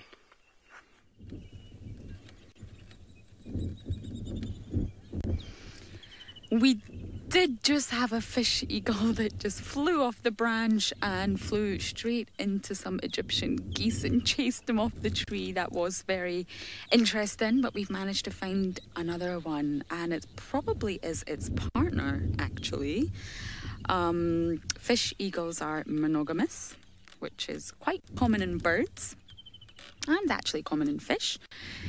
So the two fish eagles that we did have are probably a pair, to be honest. Let's see if Senzo can get the other one. There we go, look at that. Magnificent birds. I often think their call sounds like someone laughing. To my ears anyway. Maybe not to everyone else. And they're always found around here. I doubt there is actually a moment where you could come to Chitwa and possibly not see a fish eagle. And obviously that is because their food source is right here. So they're going to stay around this area with their partner, and they obviously eat their fish. Oh, magnificent. They just remind me of the big bald eagles. But let me show you something. So obviously I did get asked about a killifish. So it's not a tree fish or a chili fish as I thought. I got a little bit wrong there. But Lou from FC kindly let me know what fish it was, and this is what I've managed to pull up from the internet. So this is a killifish, which looks stunning actually. I've never personally heard of it before. I did specialise in different parts of the world, not Africa fish.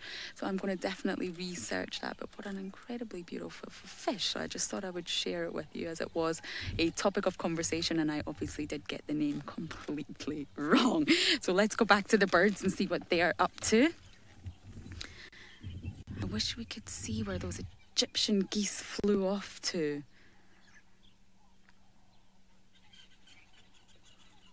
Oh yes, it is a really, really, really pretty fish. A lot of fish are really pretty. There's colours underwater that you definitely don't see here on land. Oh, there's just birds everywhere. This is bird paradise here. And the fish eagle here champs them all.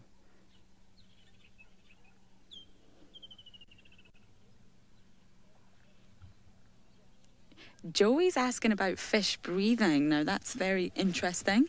And fish do get their oxygen from the water. So they do need oxygen. Obviously they have gills. They don't have lungs quite like we do. And the gills extract the oxygen from the water. So fish are fascinating and much different than ourselves. But that was a really, really good question. I keep seeing fish coming out the water here, Sens. I wonder if we can, just right at the shore here, where this wood is, I wonder if we can get a little fish flapping out the water for you. That would definitely top a great drive. We might have not seen all the predators that we hoped for, but there's far more out here than just the top predators, if you like. So we've managed to have some other incredible sightings. Have we captured any fish yet? Oh, yeah, there we go. Well done, Senzo. Can you see the fins of a fish flapping about here? Fantastic. There we go. The pair are together. What a fantastic way to close up this morning's drive. There's probably most likely the mating pair of fish eagles, and they're probably keeping an eye on those fish there that we just showed you. Yeah, most likely. They're looking for their breakfast. Oh, I'm so glad we got to see. Oh, there's more fish movement down here. Let's see if we can just capture some fish.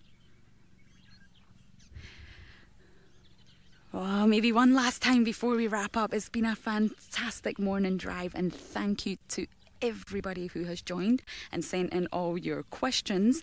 And please do join us this afternoon for our afternoon safari at 4 o'clock. See you then.